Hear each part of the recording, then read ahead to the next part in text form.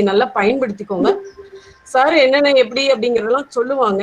பயன்படுத்திட்டு ஒரு கடைசி 10 நிமிஷம் நீங்க உங்களுடைய ஏதாவது சந்தேகங்கள் இருந்தா நீங்க சார்கிட்ட கேட்டு தெளிவுபடுத்திக்கலாம். அது வரைக்கும் நீங்க உங்களுடைய மைக்கு மியூட் பண்ணிக்கோங்க. ஓகேங்க sir. Sir thank you sir. Sir நீங்க ஆரம்பிக்கலாங்க சார்.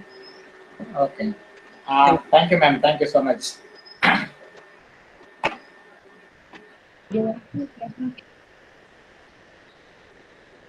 எல்லாருக்கும் வணக்கம். வணக்கம் சார். வணக்கம். வணக்கம் சார். வணக்கம் வணக்கம் சார். வணக்கம் சார். வணக்கம் சார். வணக்கம். முதல்ல நான் பிரபலபான் மேடமுக்கு என்னுடைய நன்றியை தெரிவிச்சுக்கிறேன், என்னுடைய பாராட்டுகளையும் தெரிவிச்சுக்கிறேன். இந்த மாதிரியான ஒரு நல்ல முயற்சி அவங்க எடுத்திருக்காங்க. இது மென்மேலும் நல்லா வளரணும், நிறைய மாணவர்கள் இதன் மூலமா பயன்பெறணும் அப்படின்னு என்னுடைய வாழ்த்துக்களையும் தெரிவிச்சுக்கிறேன். அடுத்து நம்மளுடைய டிஸ்கஷனுக்கு போகலாம். மேடம் என்கிட்ட கேட்டாங்க வந்து இந்த மாதிரி செட் எக்ஸாமினேஷனுக்கு நிறைய ஸ்டூடெண்ட்ஸ் வந்து இன்ட்ரெஸ்டடாக இருக்காங்க. அவங்களுக்கு வந்துட்டு சப்ஜெக்ட் பற்றினா ஒரு எக்ஸாம் பற்றினா ஒரு இன்ட்ரோடக்ஷன் மாதிரி கொடுத்தா நல்லா இருக்கும் அப்படின்னு சொல்லிட்டு. ஸோ நான் என்னோட ஆஸ்பெக்டில் சில விஷயங்களை உங்களோட ஷேர் பண்ணுறதுக்காக வந்திருக்கேன். நான் முதல்ல ஒரு சில விஷயங்களை உங்களோட ஷேர் பண்ணி முடிச்சிடுறேன். அதுலேருந்து உங்களுக்கு வேறு ஏதாவது சந்தேகங்கள் இருந்துச்சு அப்படின்னு சொன்னால் அதுக்கப்புறமா நம்மளுடைய கலந்துரையாடலை வச்சுக்கலாம். அதற்கு முன்னாடியே உங்களுக்கு வேற ஏதாவது பர்டிகுலரான சில சந்தேகங்கள் இந்த மாதிரி ஆடியோவில் ஏதாவது பிரச்சனைகள் இருந்துச்சுன்னா மட்டும் எனக்கு என்ன செய்யுங்க, தெரியப்படுத்துங்க. நான் முதல்ல ஒரு இன்ட்ரோடக்ஷன் பேசி முடிச்சதுக்கு அப்புறமா பவர் பாயிண்ட் போடுவேன். பவர் பாயிண்ட்ல ஏதாச்சும் பிரச்சனை இருக்கு, உங்களுக்கு விசிபிளா இல்லைன்னு சொன்னா என்ன செய்யுங்க, தெரியப்படுத்துங்க. ஏன்னா பவர் பாயிண்ட் நான் ஃபுல் ஸ்க்ரீன்ல போட்டேன்னு சொன்னா எனக்கு மற்ற வீடியோஸ் எதுவுமே தெரியாது. நீங்க மெசேஜ் போஸ்ட் பண்ணா கூட எனக்கு தெரியாது. ஜஸ்ட் நீங்க ஆடியோவை மட்டும் அன்மியூட் பண்ணி எனக்கு தெரியப்படுத்துங்க.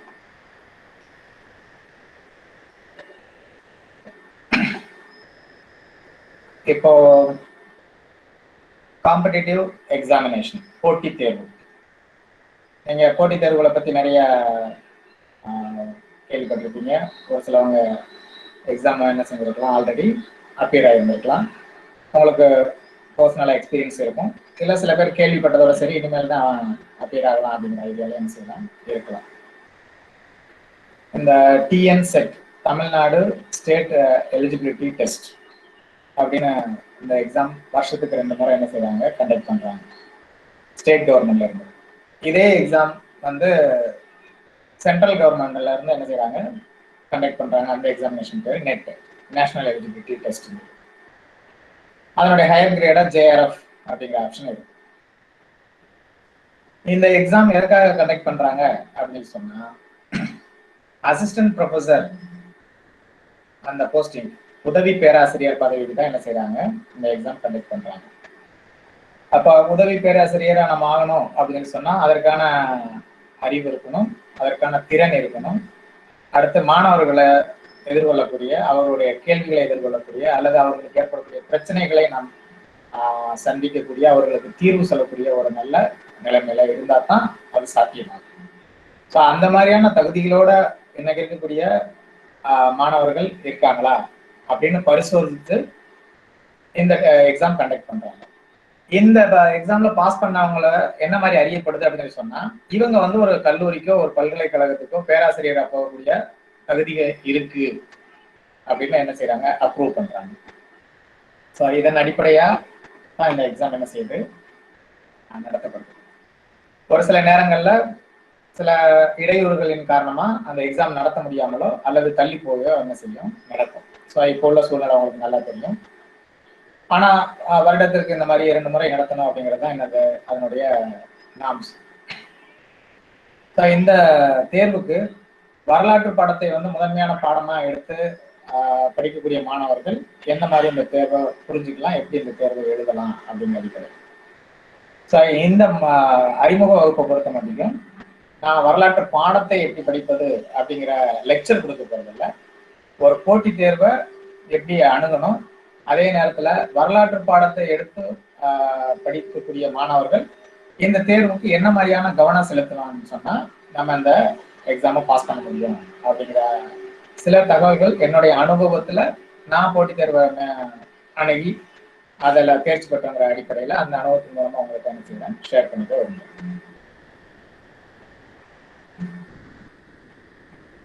இப்ப நான் பவர் பாயிண்ட ஷேர் பண்றேன்.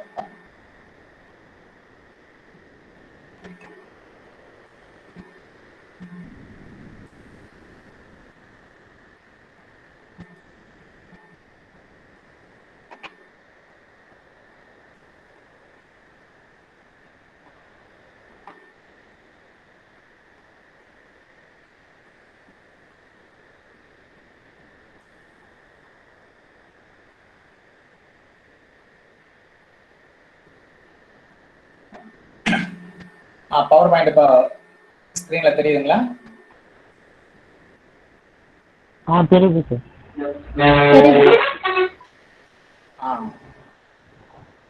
ஓகே, ஃபுல் ஸ்கிரீன்ல தெரியுதா?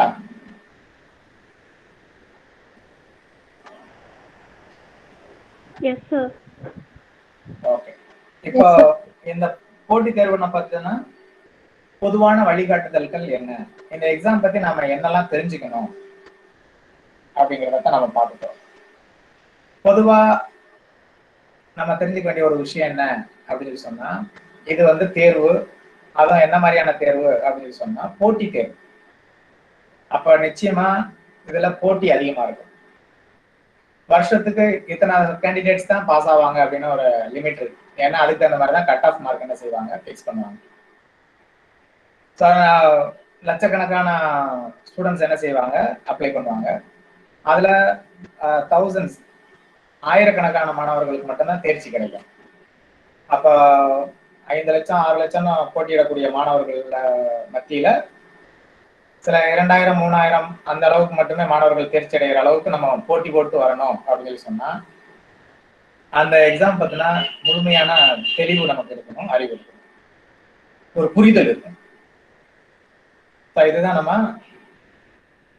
முதல்ல தெரிஞ்சுக்க வேண்டிய விஷயம். அடுத்து நம்மளால என்ன செய்யணும், தயார்படுத்தணும். போட்டித் தேர்வுக்கு நம்ம என்ன செய்யணும், தயார்படுத்தணும். சாதாரண தேர்வுகளுக்கு நம்ம எப்படிலாம் ப்ரிப்பேர் ஆகும் அப்படின்னு ஒரு ஸ்டைல் இருக்கு, ஒரு மெத்தட் இருக்கு. இப்போ ஒரு செமஸ்டர் எக்ஸாமினேஷனா இருந்தா எப்படி நம்ம தயாராகும் அப்படின்னு சொல்லி, சில பேருக்கு ஃபர்ஸ்ட் நாள் கிளாஸ்ல இருந்து நடத்தக்கூடிய விஷயங்களை நோட்ஸ் எடுத்து வச்சிருப்பாங்க. எக்ஸாமுக்கு மொத்தமா ஒரு கிளாஸ் ரிவிஷன் மட்டும் பண்ணிட்டு என்ன செய்வாங்க, எக்ஸாம் அட்டன் பண்ணுவாங்க. ஒரு சிலவங்க அந்த கிளாஸஸ் எல்லாம் ஓரளவுக்கு லிசன் பண்ணிட்டே இருப்பாங்க, பெருசா எதையும் படிக்க மாட்டாங்க, அவங்க புரிஞ்சதை வச்சு என்ன செய்வாங்க, எக்ஸாம் எழுதுவாங்க. ஒரு சிலவங்களுக்கு கிளாஸ் தான் ரெகுலரா வரமாட்டாங்க, நோட்ஸ் எடுக்க மாட்டாங்க, கவனிக்கிறது அவங்கள இன்ட்ரெஸ்ட் இருக்காது. எக்ஸாமுக்கு அந்த ஒரு 1 வீக் இல்லைன்னா 3 days அதுக்கு முன்னாடி மட்டும் படிச்சு என்ன செய்வாங்க, எக்ஸாம் எழுதுவாங்க. செமஸ்டர் எக்ஸாமினேஷனோட வேல்யூஷனை பொறுத்த மட்டும் ஒரு யூனிவர்சிட்டிக்கும் ஒரு காலேஜஸுக்கும் டிஃபர் ஆகும். அந்த அடிப்படையில் நம்ம அரியர் இல்லாமல் பாஸ் பண்ணிட்டோம், இல்லை நல்ல பர்சன்டேஜோட பாஸ் பண்ணிட்டோம் அப்படிங்கிறது வேற விஷயம். போட்டித் தேர்வுகள்ங்கிறது என்ன அப்படின்னு சொன்னா அது முழுக்க முழுக்க வேறுபட்டது. அப்ப நம்ம ரெகுலரா அட்டன் பண்ணக்கூடிய அந்த தேர்வுகளுக்கும் போட்டித் தேர்வுகளுக்கும் வித்தியாசம் இருக்கு, பெரிய வித்தியாசமே என்ன செய்யுது இருக்கு. அப்ப அதை நம்ம எந்த படியில இருந்து தொடங்கலாம் அப்படின்னு என்ன செய்யணும் தெரியும். முதலாவதா என்ன அப்படின்னு சொன்னா மென்டலி ப்ரிப்பேர் யுவர் செல்ஃப். மனதளவுல நாம தயாராகணும். மனதளவுல எப்படி தயாராகிறது அப்படின்னு சொன்னா இப்ப நான் சொன்ன விஷயம், இது வழக்கமா எழுதக்கூடிய ஒரு தேர்வு அல்ல, இது போட்டி தேர்வு. இதில் நிறைய போட்டிகள் இருக்கும். இந்த போட்டியில் யார் முந்தி கொண்டு வருகிறார்களோ அவர்களைத்தான் தேர்ந்தெடுப்பார்கள் அல்லது தேர்ச்சி பெறுவார்கள் அப்படிங்கிற மாதிரியான ஒரு விஷயம். ஸோ அத்தகைய தேர்வுக்கு நம்ம தயாராகணும்னு சொன்னா நம்மளை தயார்படுத்திக்க வேண்டிய விஷயம் இன்னும் நிறைய இருக்கு அப்படின்னு நம்ம ஃபர்ஸ்ட் என்ன செய்யணும், மென்டலா ப்ரிப்பேர் ஆகணும். நிறைய பேர் தோல்வி அடைகிறதுக்கான காரணமே என்ன, தேர்வுலையும் சரி சில வேலைகள்லையும் சரி அப்படின்னா மனதளவுல அவங்களுக்கு புரிதல் இருக்காது. அதான் மென்டலி ப்ரிப்பேர்ட்னஸ் சொல்லுவாங்க. நாம முதல்ல என்ன விஷயத்துக்காக தேடுறோம், எதை நோக்கி போறோம் அப்படிங்கிற தெளிவு இருக்கு. அது தெரிஞ்சதுன்னு சொன்னாலே நமக்கு அடுத்த வேலை என்ன அப்படிங்கிறத நமக்கு என்ன செய்யும், புரிஞ்சிடும். ரெண்டாவது என்ன அப்படின்னு சொன்னா ரொம்ப ரொம்ப முக்கியமான விஷயம், maintain your health and mind fit. நம்மளுடைய உடல் நலத்தையும் மனதையும் எப்படி வச்சுக்கணும் அப்படின்னு சொன்னா நல்ல மனநிலையில வச்சுக்கணும், உடல் நிலையை திடமா வச்சுக்கணும். ஏன் அப்படின்னு சொன்னா உங்களை நிறைய பேருக்கு அந்த அனுபவம் இருந்திருக்கலாம். ஸ்கூல் நீங்க படிக்கிற காலகட்டங்கள்ல எக்ஸாம் வந்துருச்சுனாலே நிறைய பேர் சாப்பிடக்கூட மாட்டாங்க. அதுக்கப்புறம் அந்த எக்ஸாம் எழுதிட்டு வர நாள் முழுக்க தண்ணி கூட குடிக்க மாட்டாங்க. ஸோ இப்படியான சூழ்நிலையில நிறைய பேர் எக்ஸாம் ஹால்லேயே மயக்க விழுக்கிறதோ அல்லது எக்ஸாம் ஹாலில் போய் உட்காந்து கொஸ்டின் பேப்பர் வாங்கினவங்க தலைவலி வர்றதோ, இல்லைன்னா இந்த கொஸ்டின் பேப்பர்ல கொஸ்டின்ஸ் எல்லாம் பார்க்கும்போது நமக்கு புரியாத மாதிரியான ஒரு மென்டாலிட்டி இருக்கு. இது படிச்சோமா படிக்கலையா அப்படிங்கிற மாதிரியான ஒரு குழப்பம் வரும். ஏன் அப்படின்னு சொல்லி சொன்னா நம்ம we are not fit in health wise. அப்ப நம்ம ஹெல்த் நல்லா இருக்கணும், அதே நேரத்தில் மைண்டு நல்லா இருக்கும். ஸோ நீங்க யூஸ்வலா உங்களுக்கு என்ன மாதிரியான ஃபுட் ஹேபிட் இருக்கோ அதை ரெகுலரா மெயின்டைன் பண்ணணும். சத்தான உணவுகள் சாப்பிட்றோமா கிடைக்குதாங்கிறது அப்பாற்பட்ட விஷயம். ஆனா சரியான நேரத்துக்கு நம்மளால உணவு அருந்த முடியுதா, உணவு அருந்தி நம்மளோட உடல்நிலையை சரியா பார்த்துக்க முடியுமா அப்படின்னு பார்த்துக்கணும். அப்படியே உணவு அருந்தி நம்மளுடைய உடல்நிலையை சரியா பார்த்துக்கிட்டோம்னா தான் நம்மளுடைய சிந்தனையில எந்த தடையும் இருக்காது, நல்லா சிந்திக்க முடியும். நல்லா சிந்திக்க முடிஞ்சா தான் நமக்கு நல்ல நல்ல யோசனைகள்லாம் கிடைக்கும், நல்ல ஐடியாஸ் கிடைக்கும். அந்த ஐடியாஸ் மூலமா தான் நம்மளுடைய பாதையை நோக்கி நம்ம என்ன செய்ய முடியும், பயணிக்கணும். நமக்கு சுருக்கமா சொல்லணும் அப்படின்னு சொன்னா பெரியவங்க சொல்லுவாங்க, சுவர் இருந்தா தான் சித்திரம் வரைய முடியும் அப்படின்னு சொல்லி. அப்ப நாம தான் ரொம்ப முக்கியமானது, நம்மளுடைய உடல்நிலை தான் ரொம்ப ரொம்ப முக்கியம். அந்த உடல்நிலையை நம்ம பராமரிச்சுன்னு சொன்னா நம்மளுடைய மனநிலை திடமாகும். அந்த மனநிலை நல்ல மனநிலையோட நம்ம என்ன செய்யலாம், நம்ம செய்யக்கூடிய பணியை திறம்பட செய்யலாம். அடுத்ததா, understand the exams to which you are prepare. எந்த மாதிரியான தேர்வுக்கு நாம ப்ரிப்பேர் ஆகிறோம் அப்படிங்கிற ஒரு தெளிவான புரிதல் இருக்கும். இப்போ இது உதவி பேராசிரியர் அந்த பதவிக்கு செல்லக்கூடிய ஒரு தகுதி தேர்வு. இதே மாதிரியான தேர்வு டிஎன்பிசில இருந்து நிறைய கண்டக்ட் பண்றாங்க, டிஆர்பில இருந்து கண்டக்ட் பண்றாங்க, நெட் எக்ஸாமினேஷன் இருக்கு, யூபிஎஸ்சி எக்ஸாமினேஷன் இருக்கு. இந்த மாதிரியான வெரைட்டியான நிறைய ஆர்கனைசேஷன்ஸ் நிறைய எக்ஸாமினேஷன்ஸ் என்ன செய்யறாங்க, நடத்திட்டு இருக்காங்க. ஸோ நம்ம மேற்படிப்புக்காகவும் சரி, நம்மளுடைய வேலை வாய்ப்பிற்காகவும் சரி, நிறைய இந்த மாதிரியான தேர்வுகளை நாம என்ன செய்ய வேண்டியிருக்கும், சந்திக்க முடியும். நாம இப்ப எழுத போற இந்த எக்ஸாமுடைய முழுமையான புரிதல் என்ன, அதுதான் இந்த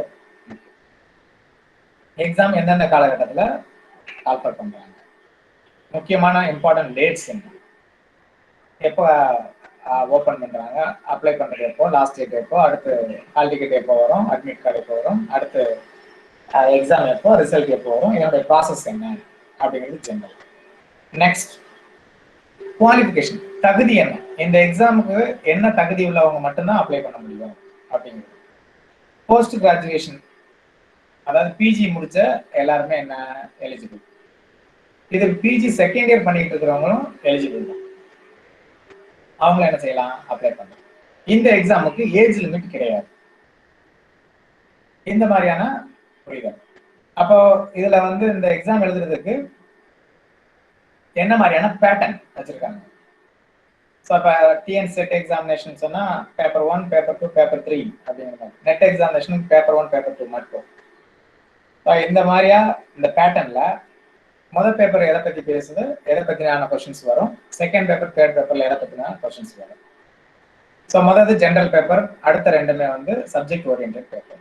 சப்ஜெக்ட் ஓரியன்டட்னா என்ன மாதிரியான சப்ஜெக்ட்ஸ்லாம் படிச்சவங்க இந்த எக்ஸாம் எழுதலாம் அப்படிங்கிற அடுத்த புரிதல். ஸோ இந்த மாதிரி அடுத்தடுத்து இருக்கக்கூடிய இந்த எக்ஸாம் பத்தின முழுமையான புரிதல். இதை தாண்டி என்ன அப்படின்னு சொன்னா, ஒரு கல்லூரிக்கோ ஒரு பல்கலைக்கழகத்திற்கோ உதவி பேராசிரியராக செல்லக்கூடிய ஒரு தகுதி தேர்வு. அப்போ இந்த எக்ஸாம் பாஸ் பண்ணி நாளைக்கே ஒரு வாய்ப்பு கிடைச்சு நம்ம ஒரு கல்லூரிக்கு அல்லது ஒரு பல்கலைக்கழகத்துல வேலை வாய்ப்பு வாங்கி உதவி பேராசிரியர் ஆயிட்டோம்னு சொன்னா நம்மளுடைய கல்வி தகுதி, நம்மளுடைய மன திடம், அதுக்கப்புறம் நமக்கு இருக்கக்கூடிய அந்த பாட அறிவு, சப்ஜெக்ட் நாலேஜ் சொல்றோமே, இது எல்லாமே போதுமான அளவுக்கு இருக்கா பாடங்களை நடத்துவதற்கும் மாணவர்களை எதிர்கொள்வதற்கும். ஸோ அந்த மாதிரியா நம்ம என்ன செய்யணும், இதனுடைய அவுட்புட் ஃபைனல் ரிசல்ட் என்ன அப்படிங்கிறத டார்கெட்டா வச்சு முழுமையா புரிஞ்சுக்கணும். நம்ம எக்ஸாம் சொன்னோடனே டக்குன்னு என்ன புக் படிக்கணும் அப்படின்னு சொல்லி மற்றவங்கள்ட்ட கேட்போம், அதை வாங்குவோம், உடனே படிக்கிறதுக்கு பார்ப்போம். ஒரு 10 நாள் ப்ரிப்பரேஷன் நல்லா போயிட்டு இருக்கும்.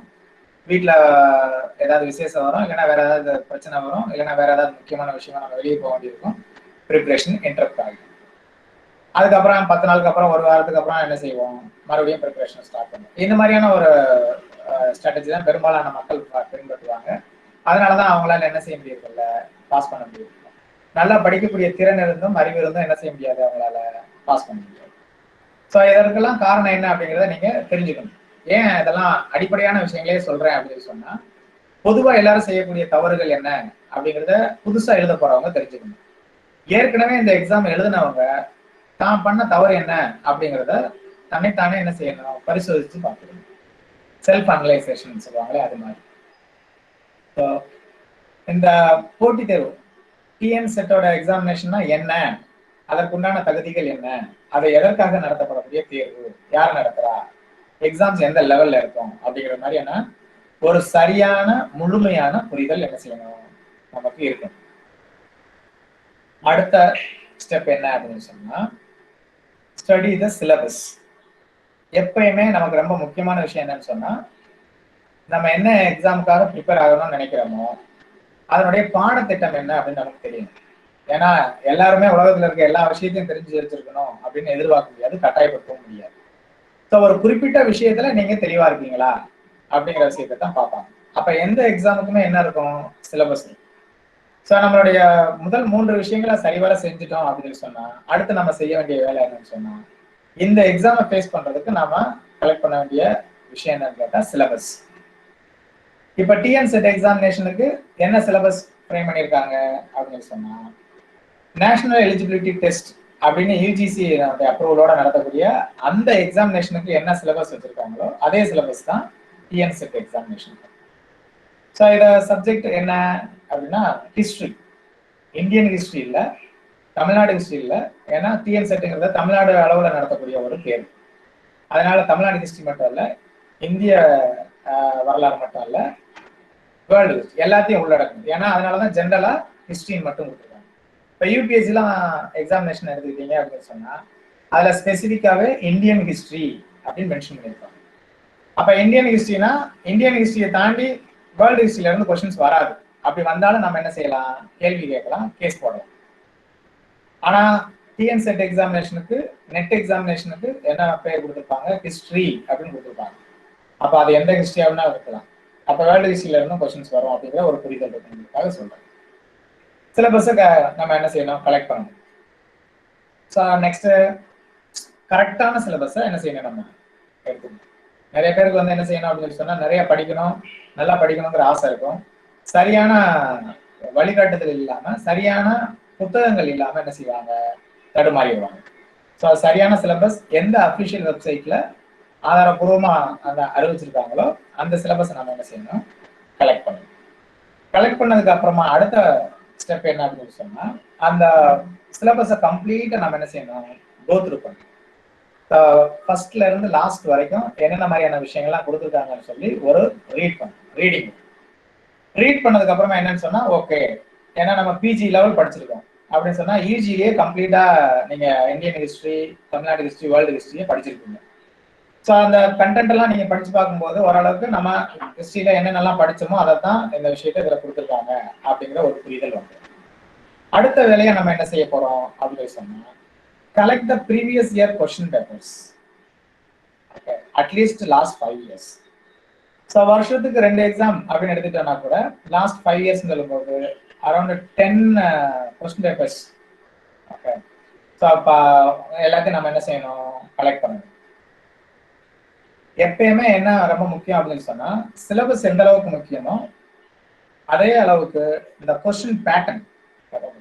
நீங்க செமஸ்டர் எக்ஸாமினேஷன் எழுதும் போது கூட உங்க ப்ரொஃபசர்ஸ்கிட்ட கேட்டிருப்பீங்க, சார் இன்டர்னல் எக்ஸாமுக்கு கொஸ்டின் பேட்டர்ன் என்ன, 1 mark கேட்பீங்களா, 2 mark கேட்பீங்களா, 5 marks கேட்பீங்களா, இல்லை எஸ்ஏ டைப் வருமா அப்படின்னு சொல்லி. அதே மாதிரி செமஸ்டர் எக்ஸாமினேஷனா இருந்தா அதனுடைய கொஸ்டின் பேட்டர்ன் என்ன, அதான் கொஸ்டின் மாடல் என்னென்ன அப்படின்னு சொல்லி கேட்குது. இது நம்ம வந்து யூஸ்வலா கேட்கக்கூடிய விஷயம், இதை சொல்லக்கூடிய தகவலும் தான், அதுல மறைக்கிறதுக்கு ஒன்றும் இல்லை. ஏன் அப்படின்னு சொல்லி சொன்னா, நம்ம நிறைய படிப்போம், ஆனா என்ன மெத்தட்ல என்ன முறையில அவங்க கேள்வி கேட்கறாங்கன்னே தெரியாம நம்ம வாட்டில கண்மூடித்தனமா படிக்கிறது வேஸ்ட். ஸோ இதுல தெரிஞ்சுக்க வேண்டிய விஷயம் என்னன்னு சொன்னா, இந்த எக்ஸாமினேஷன் எல்லாமே என்ன மாதிரி multiple choice questions, MCQ model. ஒரு கொஸ்டின் இருந்து 4 ஆப்ஷன் கொடுத்து என்ன செய்வாங்க, ஆன்சர் பண்ற மாதிரியா இல்ல ஓஎம்ஆர் ஷீட்ல ஷேர் பண்ற மாதிரியான கொஸ்டின்ஸ் தான். சரி, ஓகே, கொஸ்டின் பேட்டர்ன் ஓகே, எல்லாமே ஒரே மாதிரியான மார்க் ஈக்குவல்னா எல்லா கொஸ்டின்ஸுமே ஈக்குவல் மார்க் தான். ஒரு கொஸ்டினுக்கு 2 மார்க்ஸ் அப்படிங்கிற கணக்கு தான். சரி, ஓகே. அப்ப நெக்ஸ்ட் அதுல நீங்க தெரிஞ்சுக்க வேண்டிய விஷயம் என்ன இருக்கு அப்படின்னு சொன்னா இன்னும் நிறைய இருக்கு. ஸோ கொஸ்டின்ஸ் இப்ப பேப்பர் 1 எடுத்துக்கிட்டான்னு சொன்னா 50 கொஸ்டின்ஸ், பேப்பர் 2ல 50 கொஸ்டின்ஸ், பேப்பர் 3ல 75 கொஸ்டின்ஸ். ஸோ இந்த கொஸ்டின்ஸ் எந்த மாதிரியான ஏரியால இருந்து கேட்டிருக்காங்க? ஹிஸ்டரியில நீங்க எல்லா செக்ஷன் ஆஃப் ஹிஸ்டரியும் படிச்சிருப்பீங்க. ஏன்ஷியன், மெடிவல், மாடர்ன் அப்படிங்கிற கண்டெம்பரரி ஹிஸ்டரி படிச்சிருப்பீங்க. அதுல எந்தெந்த போர்ஷன்ல இருந்தெல்லாம் கொஸ்டின்ஸ் வந்திருக்கு, எப்படிலாம் கொஸ்டின்ஸ் கேட்டிருக்காங்க, ஸோ கொஸ்டின்ஸ் கேட்டனுடைய அந்த ஸ்டாண்டர்ட் என்ன. ஒரு சிலவங்க சொல்லுவாங்க இந்த வருஷம் கொஸ்டின் எப்படி இருந்துச்சு அப்படின்னு, இந்த வருஷம் கொஸ்டின் நல்லா ஈஸியா இருந்துச்சு அப்படின்னு சொல்லுவாங்க. அதே மாதிரி இன்னொரு தரப்பு ஸ்டூடெண்ட் கேட்டான்னு சொன்னா என்ன சொல்லுவாங்க, பரவாயில்ல அப்படின்னு சொல்லுவாங்க. இன்னொரு தரப்பு ஸ்டூடெண்ட்ஸ் கேட்டாங்கன்னா என்ன சொல்லுவாங்க, அப்போ ரொம்ப டஃபா இருந்துச்சு, ரொம்ப கன்ஃபியூஸா இருந்துச்சு அப்படின்னு சொல்லுவாங்க. ஸோ அந்த கொஸ்டினோட ஸ்டாண்டர்ட் என்ன அப்படிங்கிறத நம்மளால என்ன செய்ய முடியும், புரிஞ்சுக்க முடியும். ஒரு வருஷமும் என்ன மாதிரியான ஸ்டாண்டர்ட்ல கேட்டிருக்காங்க, வருஷம் ஸ்டாண்டர்டு கூடி இருக்கா, அதே லெவல்ல இருக்கா, இல்ல பாஸ் பண்றவங்களுடைய எண்ணிக்கை குறைஞ்சதுனால கொஞ்சம் ஸ்டாண்டர்டை குறைச்சி ஈஸியா கேட்டிருக்காங்களா அப்படிங்கிறத நம்ம அனலைஸ் பண்ணணும். சரியா? we should analyze the question previous years question papers. So அதுக்காக தான் அந்த முந்தைய ஆண்டுகளுடைய அந்த தேர்வுகளுடைய வினாத்தாள்களை நம்ம என்ன செய்யணும், சேகரிக்கணும். ஸோ இதை கம்ப்ளீட்டா நல்லா ஸ்டடி பண்ணணும். ஸ்டடி பண்ணி ஒரு ஏரியால இருந்து எத்தனை கொஸ்டின்ஸ் கேட்டிருக்காங்க, ஏன்ஷியன்ல இருந்து ஒரு 15 கொஸ்டின் கேட்டிருக்காங்களா, மிடிவல்ல இருந்து 20 கொஸ்டின் கேட்டிருக்காங்களா, மாடர்ன்ல இருந்து 10 கொஸ்டின் கேட்டிருக்காங்களா, டீச்சிங் ரிசர்ச் மெத்தடாலஜில இருந்து எவ்வளவு கேட்டிருக்காங்க, அப்புறம் வேர்ல்டு ஹிஸ்டரியில இருந்து எவ்வளவு கேட்டிருக்காங்க அப்படின்னு பார்க்கணும். ஒரு வருஷமும் வந்து அதுல வந்து வித்தியாசம் எவ்வளவு வந்து வேரி ஆகுது அப்படின்னு நீங்க எக்ஸாம் எழுதுனவங்களுக்கே தெரியும். ஒரு எக்ஸாம்ல நீங்க பார்த்திருப்பீங்க, ஏன்ஷியன் இந்தியால இருந்து நிறைய கொஸ்டின்ஸ் கேட்டிருப்பாங்க. அடுத்த முறை ஏன்ஷியன் இந்தியா நல்லா படிச்சு போவீங்க, பார்த்தா அவங்க மிடிவல் இந்தியா நிறைய கேட்டிருப்பாங்க. அதை படிச்சு போனா அடுத்து என்ன செய்வாங்க, மாடர்ன் இந்தியால இல்லைன்னா வந்து வேர்ல்டு ஹிஸ்டரியிலையும் ரிசர்ச் மெத்தடாலஜிலையும் அதிக கொஸ்டின்ஸ் கேட்டிருப்பாங்க. ஸோ இந்த மாதிரி மாறி மாறி வரும். அப்படின்னா எத்தனை வருஷத்துக்கு ஒரு தடவை அந்த கொஸ்டின் பேட்டர்ன் என்ன செய்யறாங்க, மாத்துறாங்க, ஆர்டரை மாத்துறாங்க, பேட்டர்ன் இல்லை ஆர்டரை மாத்துறாங்க அப்படிங்கிற மாதிரி. ஸோ இது முழுக்க ஆஃப்லைன்ல நடத்தக்கூடிய டெஸ்ட் தான். இந்த டெஸ்ட்டுக்கு ஓஎம்ஆர் ஷீட் யூஸ் பண்றாங்க, எல்லாம் ஷேடிங் தான். நம்ம எந்த மாதிரியா previous year question papers analyse பண்ணியிருக்கோமோ அதை வச்சு நம்மளுடைய அந்த ஆன்சர் பண்ணக்கூடிய லெவல் எப்படி இருக்கும், ஈஸியா. ஸோ கொஸ்டின் பேப்பர் என்ன செய்யறோம், அனலைஸ் பண்றோம் கம்ப்ளீட்டா. அது பார்த்தாச்சு. Understand the nature of questions asked in the exams. So அதை கொஸ்டின் பேப்பரை அனலைஸ் பண்ணதுக்கு அப்புறமா நேச்சர் ஆஃப் கொஸ்டின்ஸ்னா அதாவது ஏன்ஷியன்டா மெடிவலா மாடர்னா அப்படின்னு பார்க்கறது ஒண்ணு. ஏன்ஷியன்ட்லயே என்ன மாதிரியான கொஸ்டின்ஸ் கேட்டிருக்காங்க, பொலிட்டிக்கல் ஆஸ்பெக்ட்ல கேட்டிருக்காங்களா, இல்ல அட்மினிஸ்ட்ரேட்டிவ் ரேஞ்சில கேட்டிருக்காங்களா, சொசைட்டியை பத்தி கேட்டிருக்காங்களா, இல்ல எக்கனாமிக் ஸ்டாண்டர்டை பத்தி கேட்டிருக்காங்களா, கல்ச்சரல் ஆஸ்பெக்டை பத்தி கேட்டிருக்காங்களா அப்படிங்கிற மாதிரியான விஷயங்களை நம்ம செய்யணும். we should understand. Okay. So question paper ரிலேட்டடா நம்ம தெரிஞ்சுக்க வேண்டிய விஷயங்கள் இவ்வளவு. ஸோ நம்ம இந்த மாதிரியான ப்ராசஸ்லாம் ஓரளவுக்கு முடிச்சதுக்கு அப்புறம் தான் நம்ம எங்க போறோம் அப்படின்னு சொன்னா ஒரு டைம் டேபிள் ப்ரிப்பேர் பண்றோம். இது வரைக்கும் நாம என்ன செய்யல அப்படின்னா புக்கே கையில எடுக்கவும் கூடாது. பொதுவா எல்லாத்துக்கும் இருக்கக்கூடிய அந்த மனநிலை என்ன அப்படின்னு சொன்னா, எக்ஸாம் சொன்னவொடனே முதல் நாள்ல இருந்து உட்காந்து என்ன செய்வாங்க, படிக்க ஆரம்பிச்சிருவாங்க. அப்படி இருக்கக்கூடாதுங்கிறதுக்காகத்தான் நான் உங்களுக்கு இவ்வளவு விஷயங்களையும் சொல்லிட்டு இருக்கேன். ஸோ அதை நம்ம ஒரு ஓன் டைம் டேபிள் ப்ரிப்பேர் பண்ணணும். இப்போ கொஸ்டின் பேப்பரை புரிஞ்சுக்கிறதுக்கும் அடுத்த டைம் டேபிள் ப்ரிப்பேர் பண்றதுக்கும் ஒரு கனெக்டிவிட்டி என்ன அப்படின்னு சொன்னா, என்ன டைப் ஆஃப் கொஸ்டின்ஸ் கேட்கறாங்க அப்படிங்கிறத வச்சு நாம என்ன மாதிரி படிச்சுக்கிறோம் அப்படிங்கிற விஷயம். இப்போ சில பேருக்கு என்ன அப்படின்னு சொன்னா, விடிய காலையில எழுந்து படிக்கிற நேரம் நல்லா இருக்கும். சில பேருக்கு என்ன அப்படின்னு சொன்னா டே டைம்ல படிக்கிறது நல்லா இருக்கும். சில பேருக்கு நைட்டு தான் ரொம்ப நேரம் லேட் நைட்ல வரைக்கும் என்ன செய்வாங்க, படிச்சுட்டு இருப்பாங்க. 12 மணி வரைக்கும், 1 மணி வரைக்கும், 2 மணி வரைக்கும் படிச்சுட்டு இருப்பாங்க. அப்புறம் தூங்கிடுவாங்க. காலையில 7 மணி 8 மணி வரைக்கும், 9 மணி வரைக்கும் தூங்குவாங்க. ஸோ ஒவ்வொருத்தவங்களுடைய அந்த மென்டாலிட்டி என்ன செய்யும் அப்படின்னு சொன்னா டிஃபர் ஆகும். அவங்களுக்கு படிக்கிறதுக்கான அந்த சூழல் நேரம்ங்கிறது வந்து என்ன அப்படின்னு சொன்னா வேற வேறையா இருக்கும். அப்போ ஒருத்தர் வந்து காலையில எழுந்திரிச்சு படிக்கிறாங்கிறதுக்காக நீங்களும் வருத்த டைம் எழுந்திரிச்சு உட்காந்து காலையில படிக்கணும்னு முயற்சி எடுக்கக்கூடாது. உங்களுடைய ஸ்டைல் என்ன, உங்களுடைய ஹெல்த் எப்படி, உங்களுக்கு எது பிடிக்கும் அப்படின்னு பார்த்து நீங்க என்ன செய்யணும், அந்த டயத்தை என்ன செய்யணும், சூஸ் பண்ணணும். அந்த டயத்தை சூஸ் பண்ணீங்க அப்படின்னு சொன்னா இந்த படிக்கிறதுக்காக நீங்க அலாட் பண்ற டைம் இருக்கு, அதை ஃபுல்லா எதுக்கு யூஸ் பண்ணணும்னு சொன்னா ஒரு இம்பார்ட்டன்டான டாபிக்கை சூஸ் பண்ணி அதை முழுமையா படிக்கிறதுக்கு தான் அதை யூஸ் பண்ணணும். அப்புறம் மற்ற நேரங்கள்ல இப்ப நான் ஒரு எடுத்துக்காட்டு மட்டும் சொல்றேன், அதையே தான் ஃபாலோ பண்ணுங்கிறதுக்காக சொல்லல. அது மாதிரி உங்களுடைய ஷெடியூலை நீங்க என்ன செய்யுங்க, ப்ரிப்பேர் பண்ணிக்கணும். இப்போ விடிய காலையில எழுந்து படிக்கிறோம் அப்படின்னு சொன்னா காலையில வந்து ஒரு 5 o'clock எழுந்திருக்கிறோம் அப்படின்னு சொன்னா 5 to 8 வரைக்கும், அப்போ ஒரு 3 hours. இந்த 3 ஹவர்ஸ்க்கு இடையில ஒரு பிரேக் கூட விட்டுருங்க. ஏன்னா கண்டினியூவா படிச்சோம்னா நமக்கு என்ன செய்யும், கொஞ்சம் டிஸ்டர்ப்டா இருக்கும், சில நேரம் தூக்கம் வந்துடும்.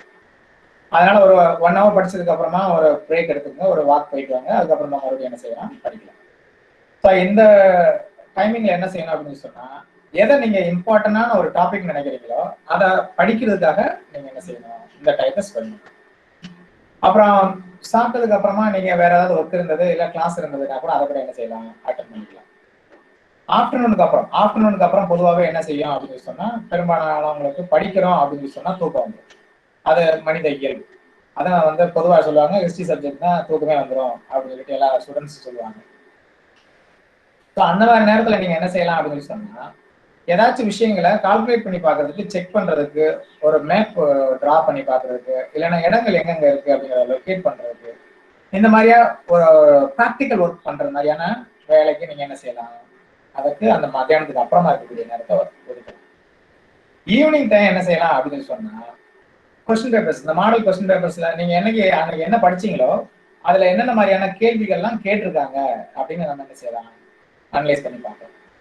ஸோ ஒரு நாளைக்கு நீங்க படிச்சதுல 10 கேள்வி 15 கேள்வி கூட கேட்டிருக்க போர்ஷனா கூட இருக்கலாம். இல்ல ஒரு நாள் நீங்க படிச்சதுல இருந்து வெறும் 2 கேள்வி 3 கேள்வி கேட்ட போர்ஷனாவும் இருக்கலாம். இல்ல நீங்க படிச்சதுல இருந்து ஒரு கேள்வி கூட வரல அப்படிங்கிற மாதிரி இருக்கலாம். எதுனாலும் ஓகே. நீங்க வந்து கேள்வியே இல்லைங்கிறதுக்காக என்ன செய்யக்கூடாது, ஒரி பண்ணக்கூடாது. ஏன்னா நீங்க பார்த்துட்டு இருக்கிறது எல்லாமே ப்ரீவியஸ் இயர்ஸ் கொஸ்டின் பேப்பர்ஸ் தான். ஸோ அதுக்காக இனிமேல் வரக்கூடிய கொஸ்டின்ஸ்ல இதெல்லாம் கேட்கவே மாட்டாங்க அப்படிங்கிற முடிவுக்கு நம்ம என்ன செய்ய முடியாது, போக முடியாது. ஸோ இது எல்லாமே நம்மளுடைய நல்ல புரிதலுக்காக தான் அந்த நீங்க ஷெட்யூல் ப்ரிப்பேர் பண்ணாது தெளிவா இருக்கணும் அப்படின்னு. ஸோ ஒரு அந்த நேரத்தையும் உங்களுடைய மென்டாலிட்டிக்கு தகுந்த மாதிரி நீங்க என்ன செய்யணும், அலாட் பண்ணி வச்சுக்கணும். ஸோ பொதுவாக எல்லாரும் கேட்கக்கூடிய கேள்வி என்ன அப்படின்னு சொன்னா இந்த எக்ஸாம் செட் எக்ஸாமினேஷனா இருந்தா எத்தனை மணி நேரம் ஒரு நாளைக்கு படிக்கணும், யூபிஎஸ்சி எக்ஸாமினேஷனா இருந்தா ஒரு நாளைக்கு எத்தனை மணி நேரம் படிக்கணும், டிஎன்பிசி குரூப் எக்ஸாமா இருந்தா எத்தனை மணி நேரம் படிக்கணும் அப்படின்னு கேட்பாங்க. ஸோ அந்த எத்தனை மணி நேரம் படிக்கணும் அப்படின்னு கேட்கறாங்களே அப்படின்னா அவங்களுக்கு எக்ஸாம் பத்தின புரிதல் இல்லை அப்படின்னு அர்த்தம். ஏன் அப்படின்னு சொல்லி சொன்னா எனக்கு வந்து ஒரு நாளைக்கு 5 மணி நேரம் படிச்சா தான் அந்த சப்ஜெக்ட் புரியும். ஒரு சிலவங்களுக்கு 2 மணி நேரம் படிச்சாலே அந்த சப்ஜெக்ட் புரியும். ஒரு சிலவங்களுக்கு 1 மணி நேரம் அந்த சப்ஜெக்ட கேட்டாலே புரியும், படிக்கணும்னு அவசியம் இல்லை. அப்ப ஒவ்வொருத்தவங்களுக்கும் ஒவ்வொரு விதமான டேலண்ட் இருக்கு. ஸோ அதை வச்சு ஒருத்தர் 5 மணி நேரம் படிச்சாருங்கிறதுக்காக, ஒருத்தர் 8 மணி நேரம் படிச்சாருங்கிறதுக்காக நாமளும் 8 மணி நேரம் 10 மணி நேரம் உட்காந்து ஒரு நாள் முழுக்க அதுக்காகவே உட்காந்துட்டு இருந்தோம் அப்படின்னு சொன்னா 10 நாள் படிக்கிறது இன்ட்ரெஸ்டா போகும், அதுக்கப்புறமேட்டு டயர்ட் ஆயிடும், இல்லை அதுக்கப்புறம் நமக்கு கடுப்படிக்க ஆரம்பிச்சிடும். ஓகே, அதனாலதான் நமக்கு கடுப்படிக்கிறது தெரியாமையே நம்ம அந்த விஷயத்துல இருந்து விலக ஆரம்பிப்போம். ப்ரிப்பரேஷனா இது ரொம்ப டார்ச்சரா இருக்கும் போல இருக்கே, நம்ம வேற வேலையை பார்ப்போம், அடுத்த எக்ஸாம்ல பார்த்துக்கலாம் அப்படிங்கிற மாதிரி நம்ம என்ன செய்வோம், போஸ்ட்போன் பண்ணுவோம். ஸோ அந்த மாதிரியான விஷயங்களுக்குலாம் நம்ம இடம் கொடுக்காம இருக்கணும்னு சொன்னா நமக்கு தெளிவான புரிதல் இருக்கணும். இதுதான் சிலபஸ், கொஸ்டின்ஸ் இப்படிதான் கேட்கறாங்க, இவங்க என்ன எதிர்பார்க்கறாங்க, ஒரு உதவி பேராசிரியருக்கு இருக்கக்கூடிய அறிவும் தெளிவும் திறனும் இருக்கணும்னு நினைக்கிறாங்க. ஓகே, அப்ப அதுக்கு தகுந்த மாதிரியான சப்ஜெக்ட் நாலேஜ் நமக்கு இருக்கணும்னு நினைக்கிறாங்க. அப்ப நம்ம அதுக்கு தகுந்த மாதிரி படிக்கணும். நமக்கு எவ்வளவு நேரம் படிக்கிறதுக்கு நமக்கு கெப்பாசிட்டி இருக்கு கண்டினியூவா அப்படின்னா அதுக்கு தகுந்த மாதிரி ஷெட்யூலை நாமளே என்ன செய்யணும், ப்ரிப்பேர் பண்ணிக்கணும். ஏன் சொல்றேன் அப்படின்னு சொன்னா ஈவன் ஐஏஎஸ் ஐபிஎஸ் எக்ஸாமினேஷனை கிளியர் பண்ணவங்களே ஒரு நாளைக்கு 3 மணி நேரம் படிச்ச கேண்டிடேட்டும் இருக்காங்க, ஒரு நாளைக்கு 12 மணி நேரம் படிச்ச கேண்டிடேட்டும் இருக்காங்க. ஸோ எல்லாருமே அவங்க என்ட்ரி கொடுக்கும்போது என்ன சொல்றாங்க, நான் 12 மணி நேரம் படித்தேன், 15 மணி நேரம் படித்தேன் அப்படின்னு சொல்லுவாங்க. ஒரு சிலவங்க சக்ஸஸ் பண்ணவங்க என்ன சொல்லுவாங்க, அவ்வளோலாம் இல்லைங்க, நான் ஒரு நாளைக்கு ஒரு 3 to 4 hours தான் படித்தேன் அப்படின்னு சொல்லுவாங்க.